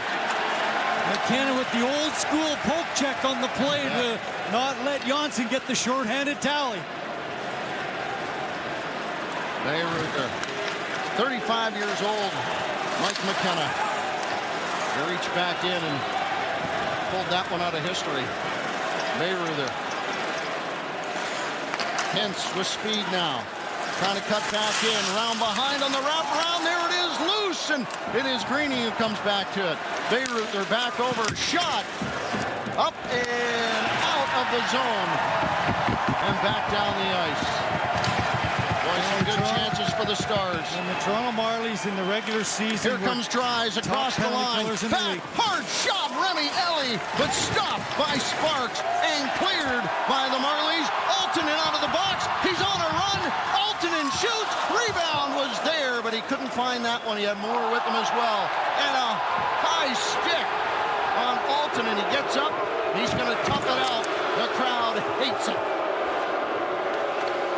As it comes back on Sparks, Rosen. Up ice. Moore will race after it. Scarlett there. Moore to it. Marchment and Moore. Back to Hall. And he sends it in. Marchment from behind the goal. Trying to hold his man off of it. Mason Marchment finding Brooks behind the goal. He's trying to get loose from his man. He's hauled down. And Dowling back through the middle. Sparks plays it right back to Moore. Rosen looks up. He sees Hall. He's got to race to it. McKenzie got to him. Marchment lifts it up and back down the ice. Trying to make a change here real quick, but Moore in there. What a play by Marchment to knock it off Morin's stick. And over to the far side, it is hammered back in. Hall tried to send it back around for Loverde. Now into the corner, picked up by Mueller. Ahead for Smith. Tapped away from him, but Smith trying to find it. McKenzie, he's got all five Marlies with him almost, and Morin diving in on the back of the play. But the Marlies able to break it up as Mueller turns around. He's tripped in the process. The crowd is not loving how loosely officiated this is. Knocked back out. Blocked in the process as Smith eases it down and in, but that is going to go for icing.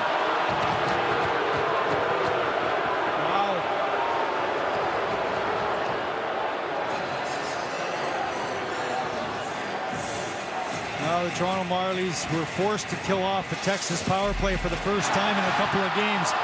Janssen gets the break because of his good stick in the defensive zone as he chips it by the offensive player for Texas, and he's all by himself. And there you see McKenna with the old school Johnny Bauer poke check. And Johnny, who's up there probably watching from above, would feel mighty proud to see the goaltender do that poke check right there to prevent a goal. Off the draw, one back by Mueller. Here comes Loverde across ice. He's got some room here for Ben Smith, who this time just taps it in and allows everybody to get in a quick change. We're halfway into this third period. The Marlies leading 3-0 in Game 7 of this Calder Cup final. And the puck goes into the crowd. The faithful are feeling it here at Ricoh Coliseum because this is Scotiabank Toronto Marlies playoff hockey.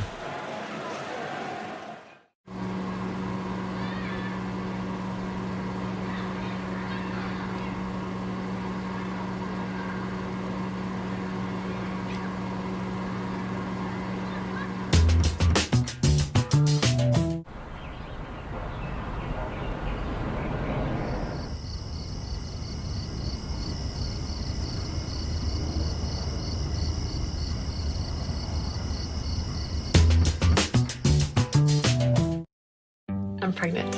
Really? 2 weeks. You already went to the doctor? Not yet. I took this Clear Blue test. Oh my God, I think I want to cry. Only Clear Blue is as accurate as an ultrasound at dating your pregnancy. Weeks indicator. Only from Clear Blue.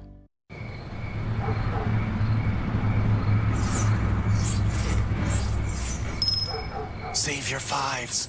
Because right now, when you get a large Pizza Hut pizza, you'll get the second, third, or fourth medium for just $5 each. Only at Pizza Hut. Well, the pride of St. Louis, Missouri, 35-year-old Mike McKenna. And he gave up 5 goals in game number 5 back in Austin, Texas. Was yanked after 40 minutes. So team facing elimination on Tuesday night. He stops 43 of 45 shots and backstops his club to the victory to allow them to get to Game 7 here this evening. and he's faced 41 shots in this one and has allowed 3 goals, but you're not going to fault the goaltender for his club being down here in this one, as Garrett Sparks has not allowed anything to get by him at the Toronto end of the ice. 10 minutes. That's what's left. Miro Aaltonen off the draw, tapping it back across the line. Bayreuther hard on the goaltender, back in. And Justin Hall picks it up. Marley's up 3-0. Still pressing the Texas Stars. They know what's at stake. Long pass. That one gets by Aaltonen. And it's played back to the blue line. Janssen uses defense. Janssen looking for a long pass from Hall. That one onto the stick of Aaltonen. Dickinson turns it around. Finding drives, shoots, and he sent it wide. Back up along the rail. Long one in, knocked down by Marincin. He pokes it along. Justin Hall steps away from one. Janssen knocks his man down. Bayreuther, and then he gives him a cross-check, knocking Janssen right back. Mangin works in, hangs up, comes back to the blue line, and then sends it into the corner. Centering pass, right on Sparks. The stop by Sparks, still working on it, and the whistle finally goes. Austin fighting, celebrating, but not getting. Well, I'll tell you, this is going to be a highly contested play, but some physical play, no questions. Andreas Janssen stands up. Bayreuther at the offensive blue line, and Bayreuther gives him the shot back. And then the Texas Stars right back the other way, and it's Mangin, and it's thrown out front. It goes off the leg of Fighton, and Sparks with a save. And then a couple of different opportunities for Mangin as he tries to chip the puck over the right pad of Garrett Sparks, but Sparks making sure he gets that leg down. He doesn't allow that puck to get past him, and he lost his catching glove in that fray in front of him. And the officials are looking again and taking a second opportunity to talk over whether the Stars scored on the play or not, but it's not a goal. The whistle went, and even then, I'm not sure it crossed the line, but here's the exchange as Sparks gets in front of this one, and then right here, the whistle goes. And the puck never gets across the line. Clearly doesn't get anywhere close to getting over the goal line. I know Fighton is going to try to, say that he has got a goal for his club, who trail 3-0 here with just under 9 minutes to go. The key here is not whether the puck crossed the line, it's when the whistle went. The whistle went, and I don't know if you can look at this. Let's listen. Listen to what happens.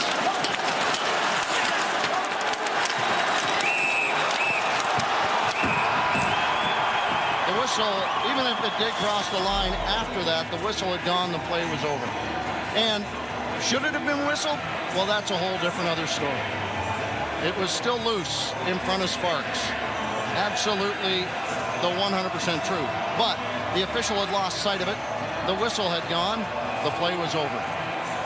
Yeah, I would agree, Todd. And obviously, Coach Derek Laxdal sees his club a couple of times so close to getting on the board, and we'll get another look at the play as the puck goes off the leg of Austin Fighton, and then Sparks makes a couple of different saves off the stick of Matt Mangin, and then the official blows it dead. And I think at the end of it all, we're going to have a no goal situation, but the official's still looking it over.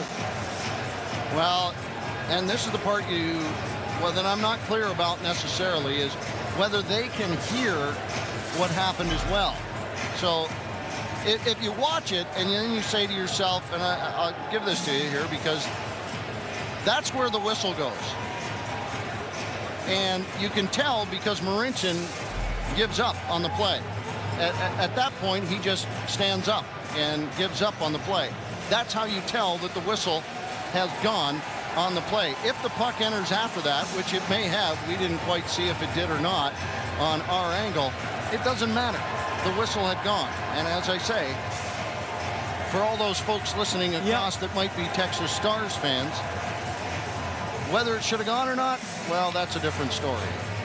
That is, the puck was still bouncing around out there, but everyone had given up on the play, except the folks who were poking at the puck. You're taught never to give up on that. And we've seen goals disallowed before where the referee said, I was blowing my whistle about to, and there again, I still don't see the puck go over the goal line. And I mean, whether they get a better view with the overhead shot or not, but you're absolutely right, Todd, when you play it in regular time, it's clear that the official blew the play dead before the puck was near that last opportunity of trying to get over the goal line to get the Stars on the board. And I don't want to get into a bit of a stink contest with a skunk here, but we're in a situation where this goal means a whole heck of a lot. He's calling it a goal. Unbelievable. Wow. That is shocking. Wow, honestly. Are you kidding me? Like, that is unbelievable. That is shocking. The whistle had gone on the play. It was dead. Marincin had given up on the play. Everyone had given up on the play. If it crossed after that.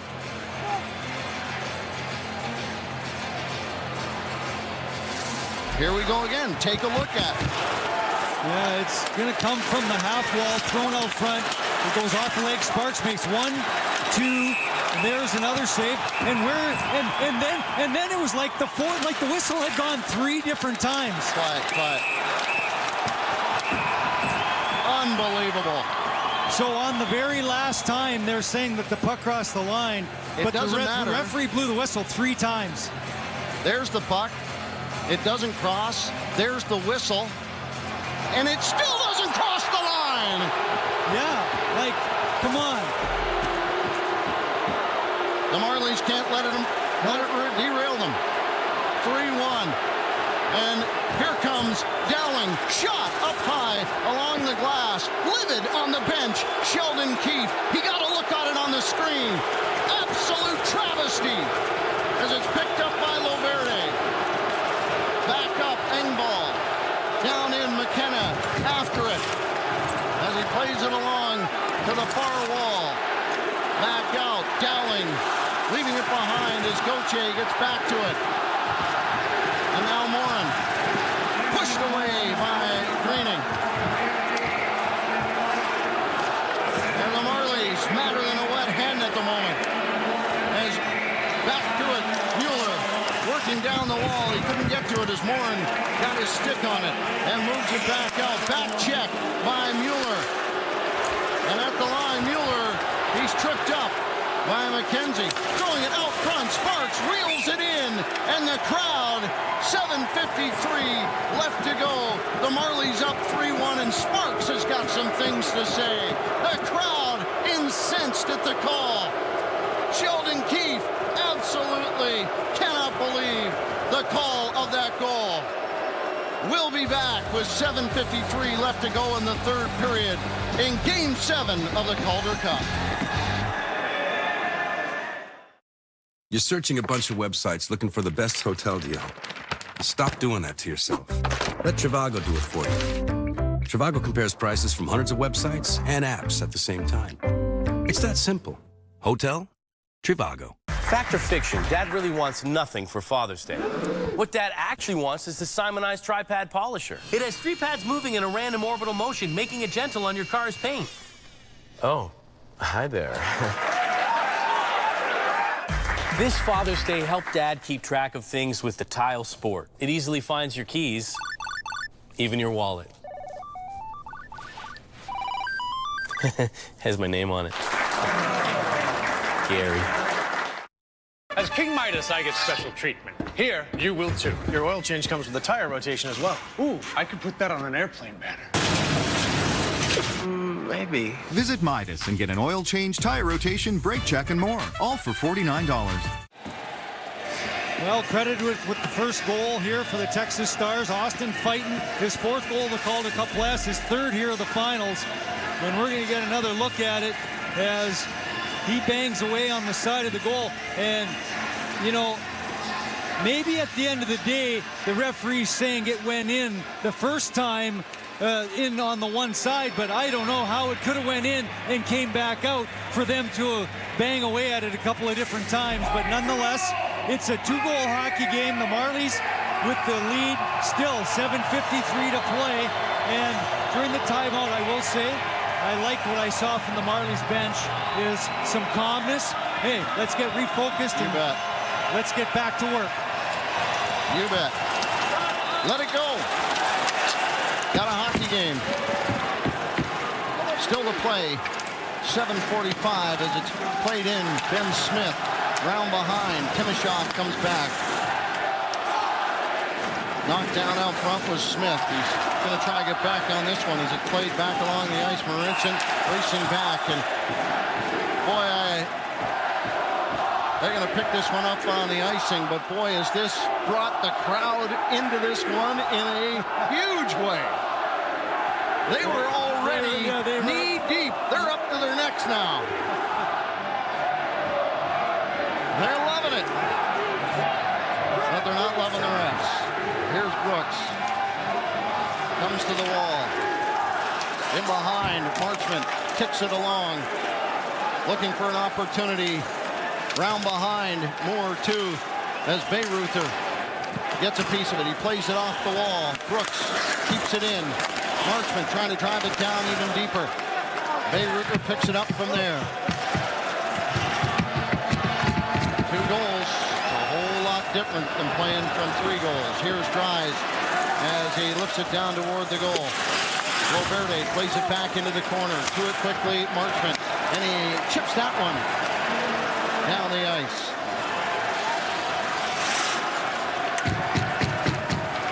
Bondarchuk will venture out. Cross ice and down into the Toronto zone. Marincin gets some pressure right away. Regler on top of him. Hintz trying to center it back. Grundstrom picks it up. He's got Janssen coming down the left side. Janssen has a little trouble with it, and he's at the end of a shift anyway. Grundstrom races after it. Lifted back all the way down the ice. It gets by Rosen, and he picks it up and plays it right back out. But there's McKenzie. Shot off the pads. Picked up and stopped. McKenzie out front, and it is not out as the blast comes from high on the line. And back comes Engvall with Greening. Greening waits, shoots, side of the goal. It rolls. And back down the ice it is played. It'll be picked up for icing as the Toronto Marlies survive an exchange with the Stars there with 5:52 left to play. Texas Stars who get some life after they get that goal in the top line. Curtis McKenzie with the big shot, and then the Marlies can't get the puck out, and back-to-back block shots by Vincent Laverde. The veteran has been outstanding in these Calder Cup playoffs as he is looking for his second Calder Cup ring after he won one with the Manchester Monarchs back in 2014. Okay, tied up behind the goal. They move it. Morin. They'll be out a lot now with less than 6 minutes to play. All the way back down the ice, the chip. Hall plays it along. Marincin tapped off and up at the line, but not out. It is Greening who gets his feet on it and then plays it along. Gauthier 2-on-1 following the play. Mangine. Gauthier shoots off the goaltender's pads. Long one. In past L'Esperance. Rosen as Timashov plays it back out into center ice and down the ice. 5 minutes to go in this game 7 of the Calder Cup. The Marlies leading 3-1. Bondarchuk looks to center it. Liljegren gets in the way of it. The crowd wants to cup. At the line, here's Timashov. Mueller, 2-on-1. Mueller broken up. Smith takes a whack at it. Timashov comes back, and Mangine right back to it.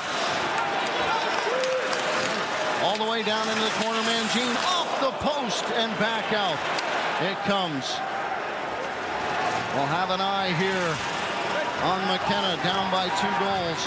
The Stars Hintz with speed. Hall catching up into the corner. Brooks trying to get a hold of it. Marincin does. And he plays it along for Trevor Moores. Puts it off the wall. Marchment across the line. In at goal. Comes out the other side. And Brooks was hoping to find Marchment with a wide open cage. Hintz will move back to it. 4 minutes left. Ellie waits. Trying to find a man going to the goal. Blocked by Loverde. Janssen off the wall. Walks to it. Andreas Janssen with Moore following on the play. Shoots. Scores! Scores! Andreas Janssen makes it 4-1 with 3:46 left to go.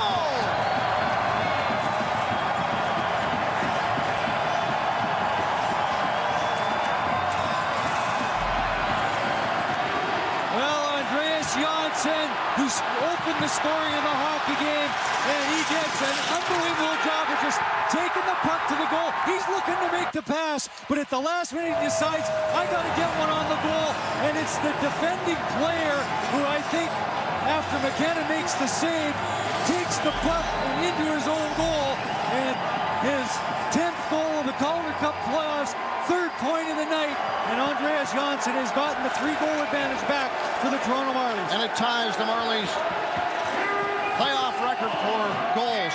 The net empty. McKenna out. Morin turns around. Across the blue line they come. Looking in on Sparks. That one drops in front. Shot off the pads, and Sparks makes the save. Engvall picks it up and pushes it back out into center. The fans can feel it. Back up ice, it goes. Sparks will pick it up. And Marincin looks up ice, and he leads it along, trying to find a wide shot by Timashov, but they say a touch on the high stick as he tried to reel it down before it went out of play. With 3:01 left to go, the gravity is incredible here at Ricoh. We'll be back with 3:01 left to play.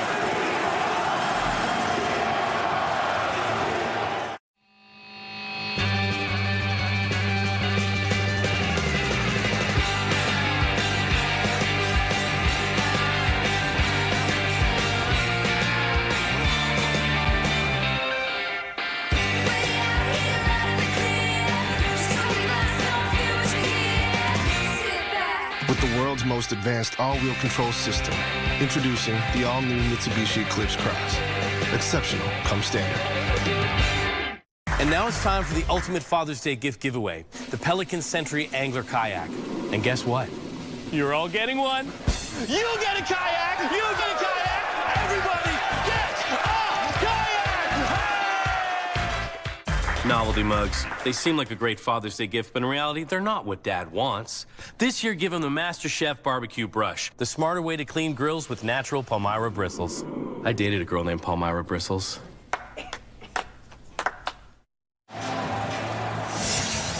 Well, it's a 4-1 hockey game. How did we get there? Andreas Janssen opened the scoring, 10:41 into the first, and then at 19:42, Mason Marchment makes it a 2-0 game.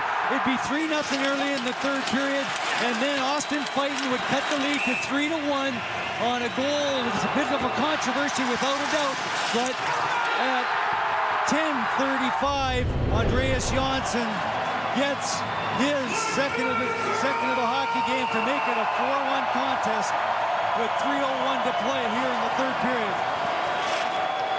Justin Hall plays it along as it is jammed back into the Toronto zone. There goes Mike McKenna one more time. Back to it, Mueller trying to jam it back out. And now Hall will come into the corner after it. The extra attacker on for the Stars with 2:40 left to play. Down by 3 goals. Played back up to the point. Trying to step around Timashov. Goes Mangine. Timashov will get to it. And now Hall comes back. As it comes across the line, it is lifted all the way back down the ice. Bayreuther will come back on 2:20 left to play. That's how far it is. Here's McKenzie across the line. Picked up. Ben Smith across the line. Takes the 8.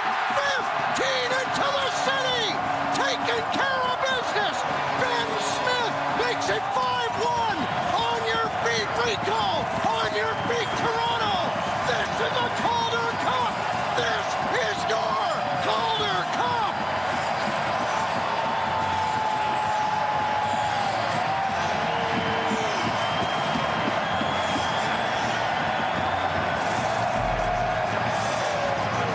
Well, you've got a three-goal advantage. You're making sure you're playing strong defensively. Ben Smith picks off the pass in the neutral zone. He makes sure he gets to the red line, and he puts it in the back of the goal. His 7th Calder Cup playoff goal. And as you said it, Todd, that's going to seal the deal. The Marlies, the first time ever, they're going to find themselves a trophy. Tomorrow is going to come soon enough, folks. That one into the corner. You bet, up and out it comes. Tomorrow will come soon enough. History is long gone. Right here, right now, the Toronto Marlies are Calder Cup champions. They are going to win the cup. This year, Toronto is going to have a professional hockey team win a championship here on home ice. Listen to this crowd as we take you in to the last minute of play.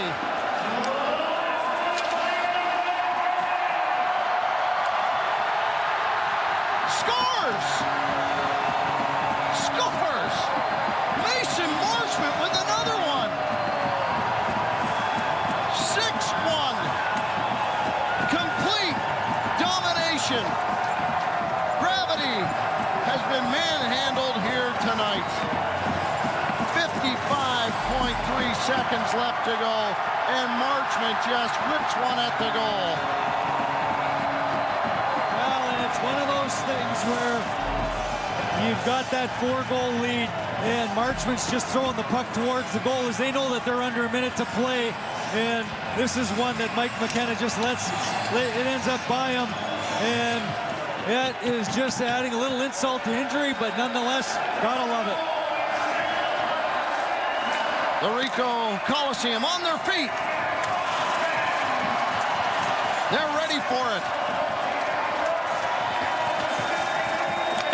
Janssen banks it out across the line.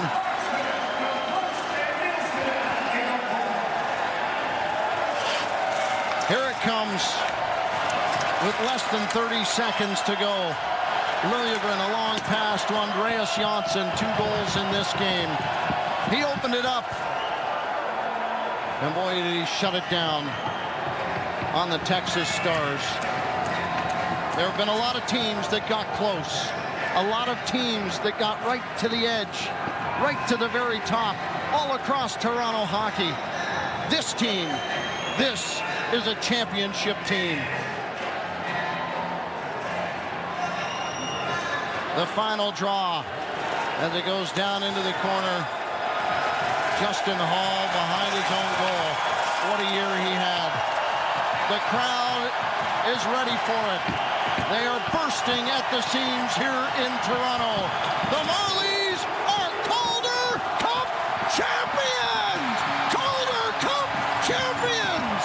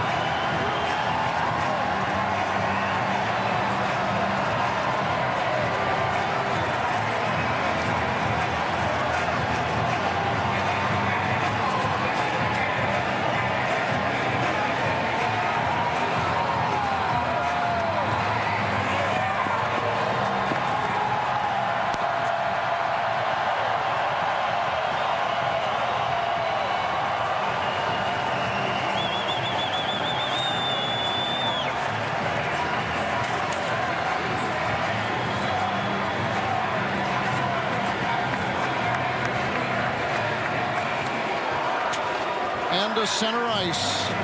The handshakes.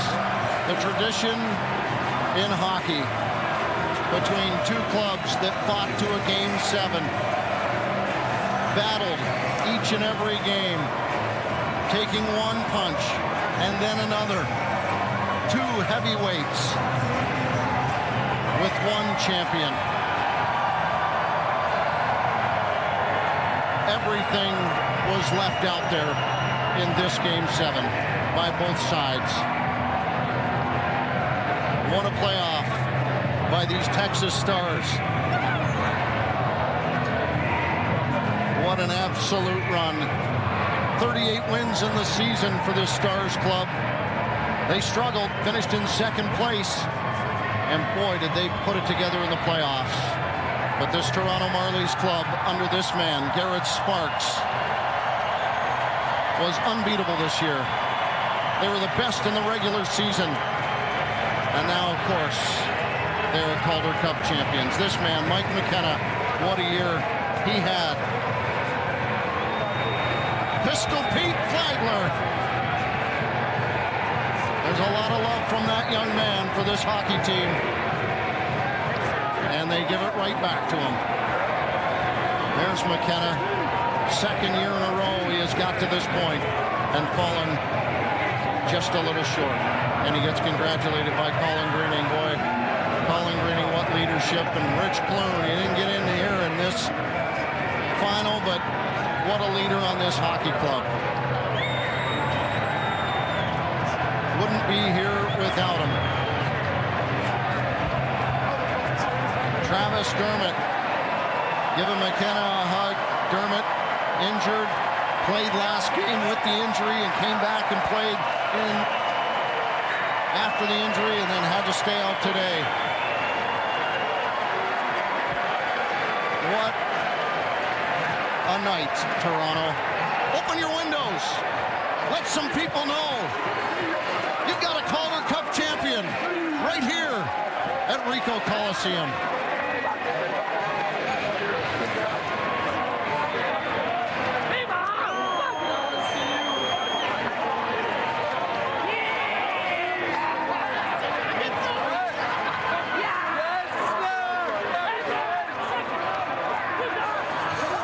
Congratulations. What does it feel like to be a champion? Hell of a feeling. I'm so happy for everyone in the organization. I have all these fans. Fuck, we worked so hard all year for this, and we got it. What made this team so special? Because you came very close to winning an Ontario Hockey League championship with an outstanding hockey team. What made this group so good? Just our dedication. You know, that third period was fucking incredible. Just really dug it in and just got it done. You listen on that team bus, and you've got 7 Swedes. You've got 6 different nationalities. You've all managed to come together under the colors of blue and white, and you've got it done here in Toronto. You've got to be so proud. Yeah, it's just a hell of a job by the staff here and just putting this team together. And oh my God, I'm so happy. Can't believe it. Thank you. Marchment with 2 goals tonight. Hey, Grandma Doobie, your grandson has engineered a Calder Cup victory and a playoff victory and a championship for the city of Toronto. There's Kyle Dubas, who put this team together. What a job he has done here. His first order of business when he brought in Sheldon Keefe, and the Marlies have never looked back. Let's go down to ice level with Paul Hendrick. Justin Hall is a champion, proud representative of the state of Minnesota, proud representative of the city of Toronto. How does it all feel? It feels amazing. If you can tell, I've lost my voice from yelling already. I can't thank these fans enough. You guys were amazing tonight. Let's hear it for the fans.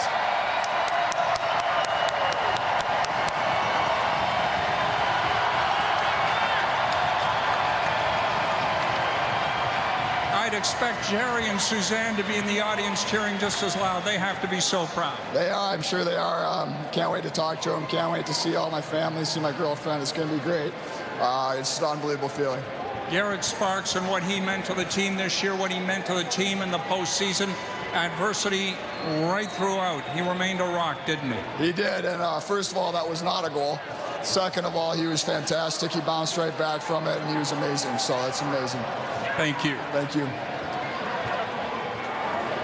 Justin Hall, he got called up. He lived a dream with the Toronto Maple Leafs this year. You have to believe he's got more NHL games in his tank.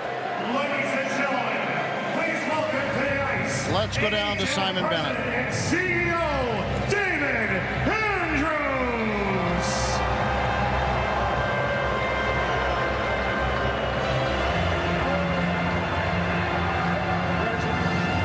Congratulations, Toronto. On behalf of the players from both teams, I want to thank you for your amazing support of this Calder Cup Finals, and also to the fans in Texas for their support. It's been amazing. Thank you so much. I also would like to thank the Texas Stars and congratulate Jim Nill, Scott White, Derek Laxdal, and the Stars organization for a terrific season as our Western Conference champions. I call on Mike Murray, Executive Vice President.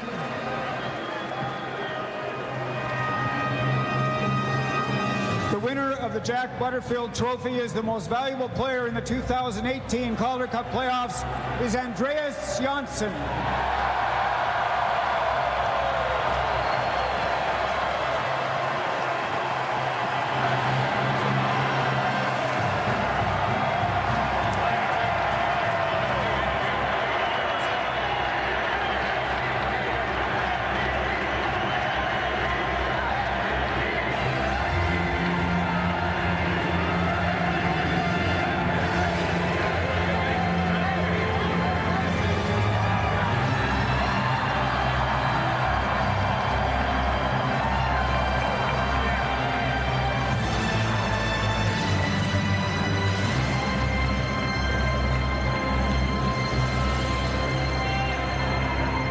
This is a great championship for Leafs Nation.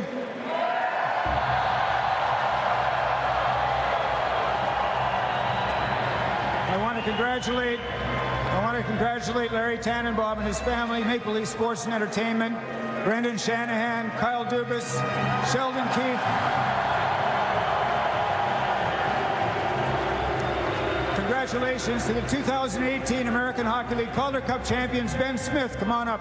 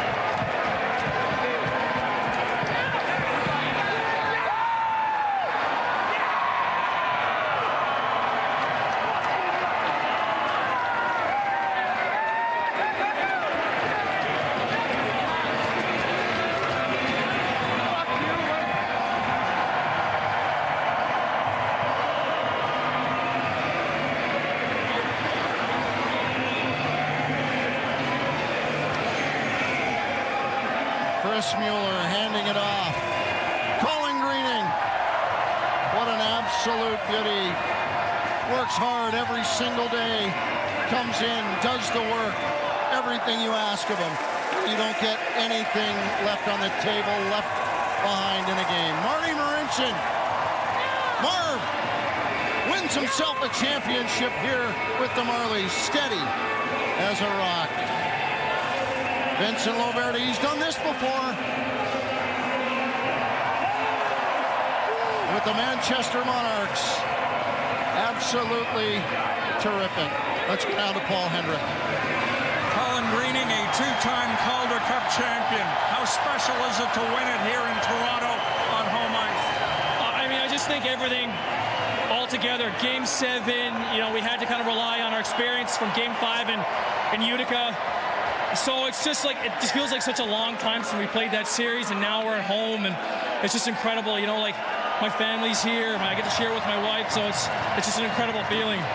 And you put into perspective what the veteran group on this Marley team has meant, especially to the younger generation.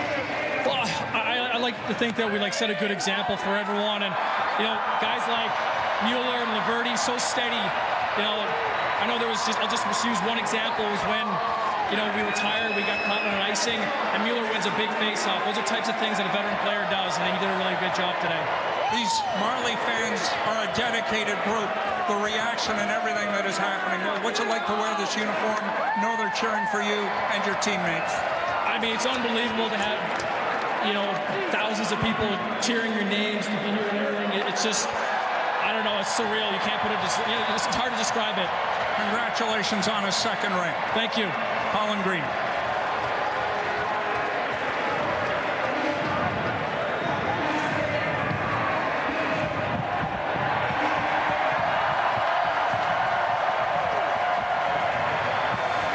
Garrett Sparks, a Calder Cup champion. You've battled through adversity through your entire career. What's it like here to be atop the heap on way to a further climb up the mountain? I live to see this building full. This is my proudest day as a Marley in 5 years.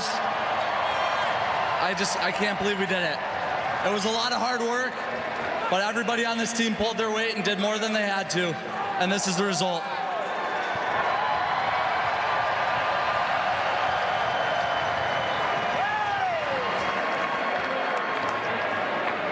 Emotional Garrett Sparks as Trevor Moore, what a playoff he had, what a run at the end of the season.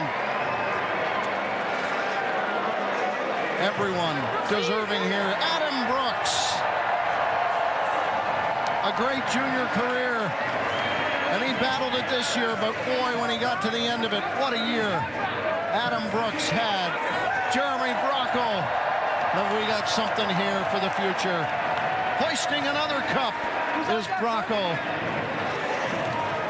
He's gotten used to it. Carl Grundstrom, who had one tonight and had 3 game-winning goals in the playoffs. Everyone on this team contributed. How's that for your first year, Timothy Liljegren? Let's go down to Paul Hendrick, standing by with Trevor Moore. Trevor, you're a Calder Cup champion. Better yet, you're united with your teammates for the rest of your life. That's got to be special. It's amazing. We have such a special group of guys, such a resilient team, and I couldn't ask to be reunited with a group of guys, a better group of guys. Take me back 2 years ago, Niagara Falls, rookie development camp. You're just there, but you're there to make a point, and all of a sudden, 24 months later, you get a ring in the Calder Cup. It's come quickly, hasn't it? Yeah, just trying to make an impression in that camp, and never thought it would end up with a Calder Cup 2 years later. This is pretty special. 9,000 fans here, so happy. Is Grandma Jean around? Grandma's around. Yes, she is. I'm looking for her. I can't find her right now with all these people, but she'll be out here. All right, congratulations, and Grandma Jean, wave if you can. Thanks, Trevor. So much is made about these players, deservedly so, for the effort they put in. But let me tell you about the effort that goes in from family. It's unreal. How much time, how much faith, how much belief your family has in you. It's the difference. And these players and this coaching staff and the staff of the team,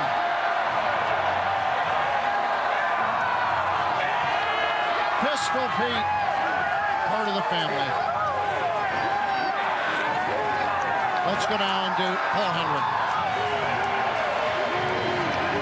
Andreas Janssen, Swedish Hockey League champion, and for Frölunda 2 years ago, a Calder Cup champion, now in Toronto. You came into this game on a mission. Seemed evident in that first goal. I mean, it's been a tight series, and we know that to get the first goal in every game is important. And we got the start we wanted. We got them deep, and we got 1-0 and 2-0, and then we could roll on that, and I'm happy we won. What are you going to remember about your teammates here? What will stand out as what made them so special? I mean, we have so many good players that even when someone get injured, we put someone else in and he make an amazing job. And I feel like that talent and that that many players, make you can work, and then if you're injured or tired, you can get off and a new guy come in. We've taken up too much of your time. Go celebrate. Thank you. Thank you. Boy, if you want to know the passion in this hockey club, there it is, on display. That's the Toronto organization right there, winning a championship. Rob Davison and A.J. McLean lifting it high above their heads, but you saw the video. Kyle Dubas, the passion that guy has for this hockey team, for the game of hockey. Amazing. Rich Rotenberg, who, I gotta tell you, I don't think anybody spends more time in the rink than him. Hey, there's a guy who's lifting a trophy. And he wants to lift another one, no doubt, Larry Tannenbaum.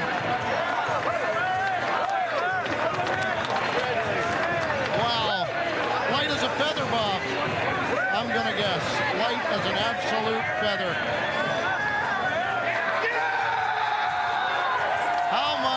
Does this mean to the guys who are here first and last? Here's Will Burns. He's been here longer than anybody.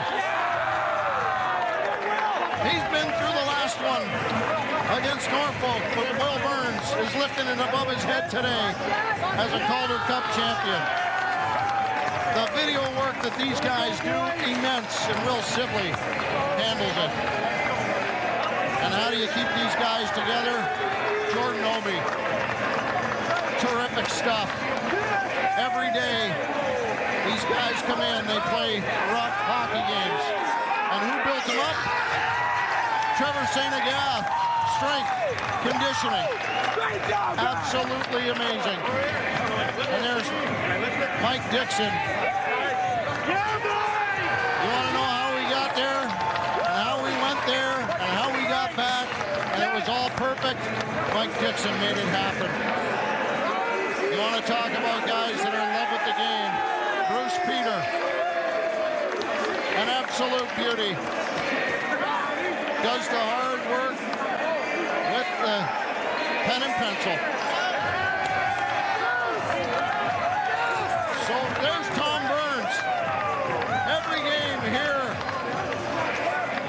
just working it all day long. What a night here for these Toronto Marlies. Kate Bascom, whose communication, media relations this year, incomparable. Tremendous stuff. Dave Ryan lifts it above his head. It was Kevin Dunn before that.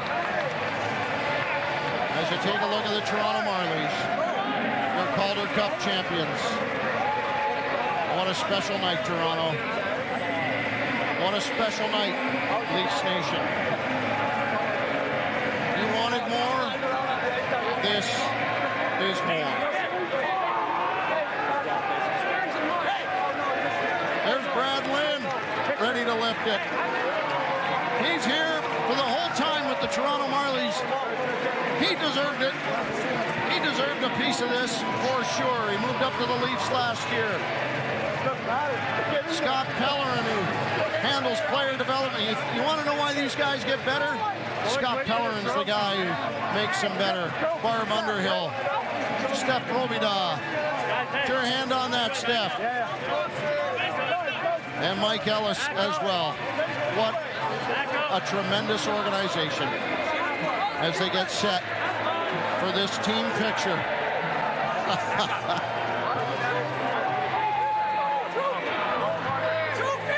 Enjoy this moment. Right here. Right now.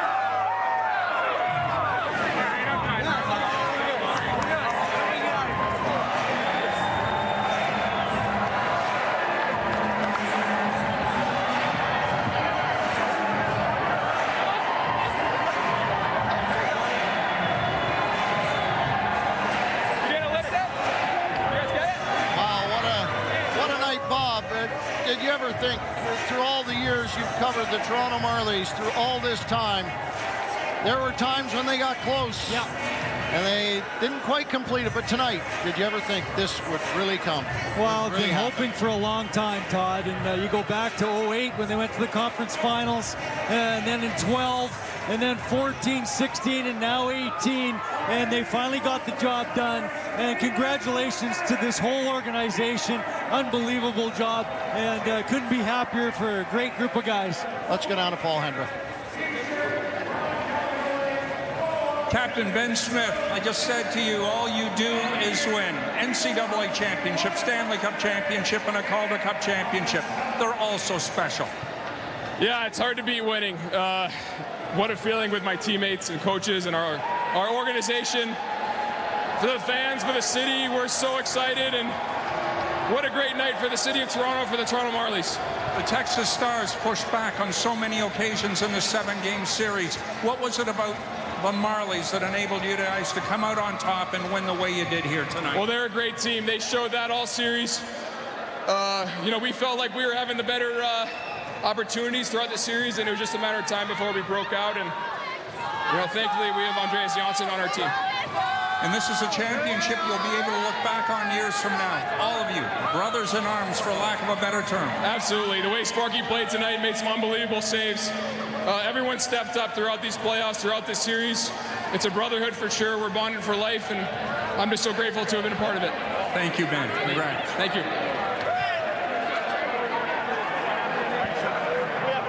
Now the families, and as I said before, this doesn't get done without these people who have come out on the ice right here. The effort, the time away from the people that they love, the support, the absolute support that these people give, these hockey players, this staff, this coaching staff. It is absolutely beyond remarkable, and it does not happen without them. So glad to see they're out on the ice, enjoying that with their families right now. It was a long time, it wasn't a part of it. It was all about, let's get on the ice as players and see what we've done. And now, some years ago, they brought in families. It was the absolute right thing to do. Let's go down to the man who coached it, standing by with Paul Hendrick. Sheldon Keefe, congratulations. All those late night bus rides, all the ups and downs and heartbreak, and here you are along the way, wife, 2 young boys, and you're all celebrated as champions. Put it all into perspective for us if you could. Really hard to. I'll tell you what, this is a special group. It's been a special season. You go into Game 7 like this, you don't know what's going to happen. It's been a tight series all the way through, but from my perspective, this team's been a champion all season long. And then for them to get the final reward here is pretty special. There's no group more deserving. I'm very grateful that this group allows me to coach them. And the organization, Brendan Shanahan and Kyle Dubas, who showed faith in you, brought you out of Sault Ste. Marie to come down here. A challenge, obviously, but you've stepped right into it. 157 wins over 3 years in the regular season, and now this. I mean, it's hard to fathom, but you've got to be so grateful. Absolutely, grateful is the right word. These opportunities are difficult to come by for any coach and for any team, but to be a part of this organization here in this city is absolutely phenomenal. I mean, this crowd here tonight was absolutely outstanding, and for them to have this moment is great. But absolutely, this is an organizational win. Larry Tannenbaum and the support of the MLSC board, the vision of Brendan Shanahan, the plan that Kyle Dubas put in, everything else fell into place from there. It's an absolute privilege to be the coach of this team and in this organization. And like I say, I just can't say enough about how excited I am that everybody gets to have this moment. A night of celebration, a summer of celebration. You've earned it. Thank you and congratulations. Thanks, Henry. Sheldon Keefe, you just cannot say enough. In his first year, as he was getting to know this, he had a great team. He had an absolute great team, and it got into the playoffs, and it got into a conference final. And he knew that he had more left to give to this hockey club. And he got better, and he upgraded, and he did everything he could to become a better coach. And that journey is not going to end. And Sheldon Keefe, boy, the respect that for his growth process, immense. There you see Justin Hall enjoying the night. Pistolpe. What a terrific young man he is. Gives the Marlies that little bit every day. Let's go down to Chris Mueller and Paul Hendrick. Well, Chris, it's all about timing. Champion 4 years ago with Texas, a champion this time around with Toronto. You've got to feel so blessed. Yeah, it's very humbling and very, it's a privilege to play the game and to play for an organization like Toronto, and I'm so lucky to be a part of this group. And yeah, baby! guys like this guy, so I mean... 21 years of age and a December baby, too. That's right. It's pretty impressive, the future he has, and a lot of these guys have in front of him. So I'm just very blessed to be a part of this. Try to be a so-called leader for these guys, and hopefully they're happy with it. But again, I'm proud of the coaching staff, to the management, to these guys, to all our staff and families. We really deserve this one. I thought we were the best team all year, and we did it. Jeremy Bracco, Memorial Cup champion, world champion.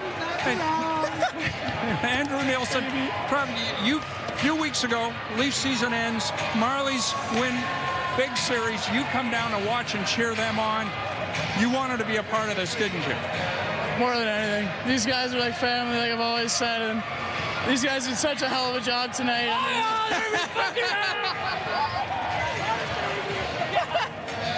They did an amazing job. It was nerve-wracking as hell not playing, but and I put my trust in Nielsen. He did a good job tonight to make me proud, and I'm just so proud of these guys, every single one of them, all the way through from the top to the coaches and staff. It's amazing. These guys are going to be family forever. Your mom and dad, your sister, brand new nurse, she's graduated. This has been a heck of a spring, hasn't it? Oh, yeah, it's only going to get better. We have a lot of time celebrating with the goal here, and we're going to make sure to take this in and really spend some time together and celebrate. We had a long season, and being here for just half of it, can't even imagine the feelings going through these guys' hearts and brains. It's through the roof, and it's just so much love going around right now. What's it feel like, Fred, to be teammates with these guys? You'll be teammates forever. This is your championship. They can never take it away from you. Something we're going to share for the rest of our life. I think it's a great feeling. I think you want to win every year, and getting a chance to spend it with those guys, it's unbelievable. Your mom and dad, your sisters, and all the love they've given you. It's not been easy over the years here. You've been on your own with your buddy Antoine Bibeau and company. Now here you are, a champion. You belong. Well, of course, I think my family, my sisters, my friends is the one who got me here today. I think I wouldn't be here without them. All the sacrifice they did for me to be able to play hockey. I feel like my sister did so much, so my parents too, so I thank them a lot. And then I wish they were here tonight, but I'm going to go home and celebrate with them for sure. Championships in Toronto, a World Junior in 15, a Calder in 2018. You know how to get it done. Congratulations. Thank you very much. All right, the GOAT, Frederick Gauthier. What an absolute run he had in the playoffs, Bob. He just put it all together. Played, as you said, the best hockey that you have ever seen. Let's go back down to Paul Hendrick. Well, we've got one of the 7 Swedes, Kalle Rosen. We had Swedes, Americans, Canadians, I can go on and on, Slovaks. This is a world team, isn't it? You're all brothers. It's a world team, and it's a really tight group who's come together, and it's a great feeling right now. When you come here to play hockey. You hope for a championship, but it's still a long ways away. Where along the line this season, Kalle, did you realize that maybe this team had a chance? I mean, I think from the start, we always knew we were a good team, but for sure after Christmas, we just kept on going every game, and then when we can take the game 5 against Utica the first round, I mean, that win, and then from there 8 straight wins, I think we really showed how good we are, and it's really nice to have that win now. How far has Andreas Jansson's game come? Really far, really far, and it's so nice to see, and it's a great feeling for him and for everybody here. You're a great teammate and a great champion, Kalle. Congratulations. He's a busy guy down there, Paul Hendrick. He's got Timothy Liljegren. Timothy Liljegren, you told us prior to the start of these playoffs, you guys had your heart broken. You should have won a World Junior Championship. Now you get a championship. Must feel good. It feels so good. All the guys in there put in a lot of work during the year, and I think we deserve this win so much, and just feels so good. I think of your mother and driving you to the rink and all the sacrifices she made for you. A family goes into making a champion, doesn't it? Yeah, for sure. I mean, they came to Toronto a couple of days ago to watch the last 2 games. So it feels so good to win when they're in the building, and they mean so much to every player, and they deserve this win as much as I do. What a year. 51 weeks to be exact when the Maple Leafs announced your name in the first round. Here you are now, 12 months later, a champion. Hard to believe it's come together this quickly as you move along in your career. I didn't think this last year when I got drafted. There is such a good organization to play in. There's so many, all from the staff to the coaches and all that. They take care of you so well and give you every opportunity to win. And, we win as an organization today, and it feels so good. Congratulations. Thank you. Timothy Liljegren. Adam, come on in. Congratulations. Oh, thank you. They're smiling in Toronto and they're humming in Winnipeg, aren't they? Oh, absolutely. My dad's out here and he said he has a ton of texts. So it's awesome the support we got from the city and from people all over. The road to the top of the mountain is never an easy one, and it's been a tough year for you as you tried to make your way early on. We've talked about it where in January you had the opportunity to get your confidence going, contribute on the power play, and now here you are. How much have you grown if you're able to talk about yourself as best you can and the year you've had here with the Marlies?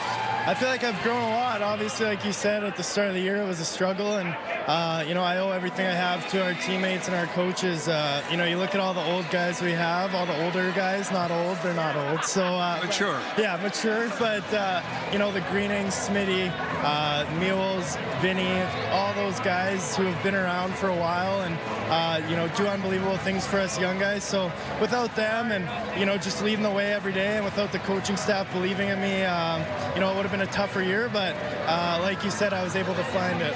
And this sport and its ability to produce class people, you think of your teammates in Regina, those fine citizens of Regina. Here you are now in Toronto, and what you've seen here, the love and adulation, your heart's got to be pounding. Yeah, it's unbelievable. You come from a city like that when everyone's pretty passionate about the game, and then you come to one like this and it's just out of control. So it's so much fun playing here, and we couldn't be happier right now. Congratulations, heck of a job. Thank you so much.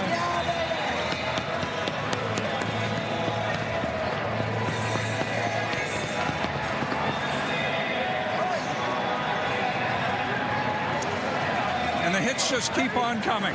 Put into perspective, Vincent, what a second championship means. It's amazing. Anytime you get a chance to compete for a championship, it's a great feeling. And to be fortunate enough to come out on top, it's... how much was your plus minus? I don't know. Plus 18, is that good? I don't know, man. It's just a great feeling to celebrate with your teammates and family and whatnot. It's plus 18 American as well. Talking to some of the other guys here, when did you see this team coming together? Were there indications coming out of training camp in October that maybe the makings of something special were here? I think coming out of training camp, I knew we had a skilled team. I knew we had guys who like to compete. I thought about maybe a quarter of the way into the season, I really liked how we were shaping into form, and kind of built from there. We were fortunate with injuries and whatnot, but yeah, probably a quarter of the way through the season, I really liked how the team was playing and the perspectives for the future. You and Garrett Sparks, Chicago area products. You got to feel good about that and the representation from the great state of Illinois. Yeah, it's great. More and more hockey players are coming out of Illinois. It's great to see. Sparks, he won an amazing playoffs. Kept us in there tonight. He's been amazing all year. So it's great to see Chicago area, Illinois area hockey players start to come up. Two-time Calder Cup champion, Vincent Laverty. Congratulations. Thank you. Appreciate it.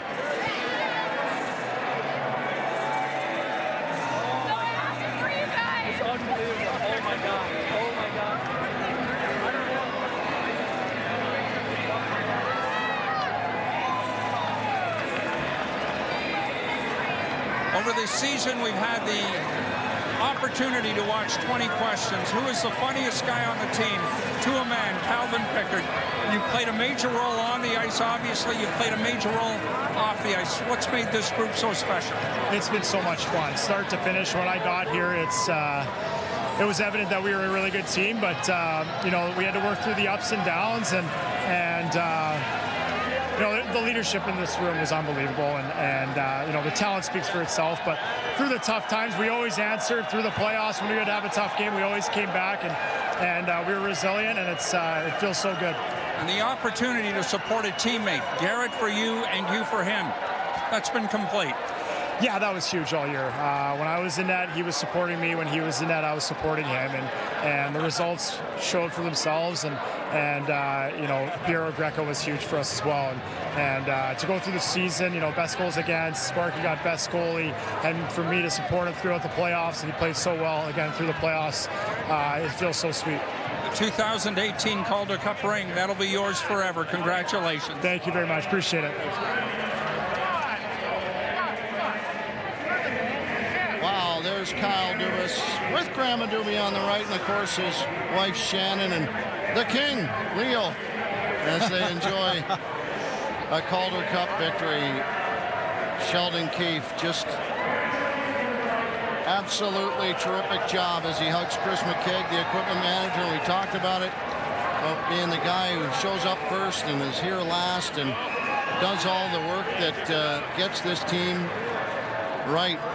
And Sheldon Keefe certainly appreciating the staff he has behind him, Bob, and your thoughts really on the entire season and this culminating event. Well, I can say this, and I've been brought in hey, we do all the home games. I do. You do every game. You're on the road.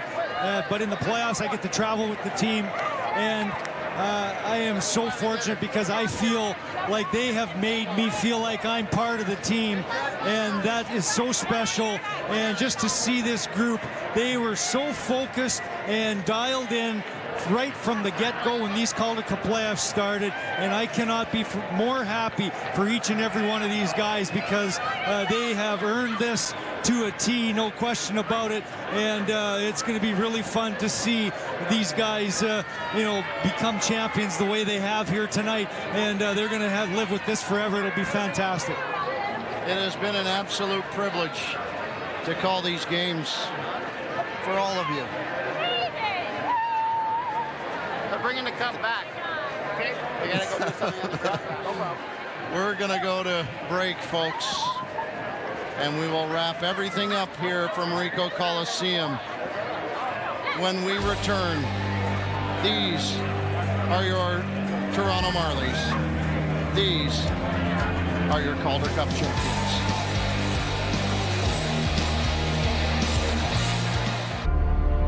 Champions aren't made in this game 7. They're made in the 122nd practice of the season. They're made at 3 in the morning in the middle of a snowstorm with the bus rolling down a dark highway. They're made on equipment being moved and dried and ready for the next morning wherever that skate will be. They are made in the repetition of a drill you've already done so many times you question why it ever has to be done again. They are made by coaches who ask too much, too often, and too soon, knowing there is more inside you to give. They are made inside the gym when it seems like your tank is empty and your teammates ask for more. And yes, they're made at team dinners and pre-game kick-arounds.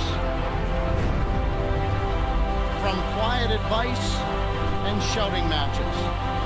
They're made on training tables where the wounded grit their teeth and therapists find a way to put them back together. They're made in media scrums and dark hallways, and they're made on weary Sunday afternoons in October and tension-filled Friday nights in April. What you just witnessed is the finish line. The glorious, incredible joy of the final moments.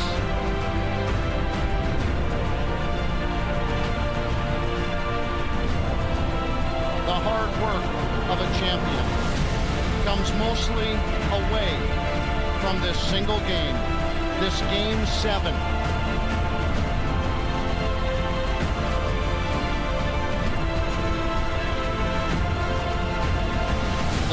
heroes of this season are where the persistence and the determination forge a champion.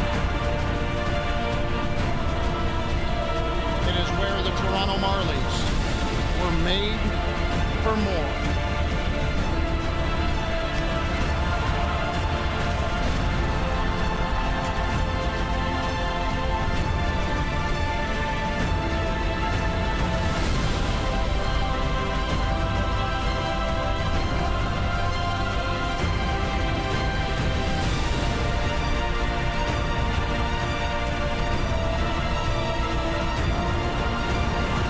On behalf of our entire broadcast crew for watching Toronto Marlies hockey.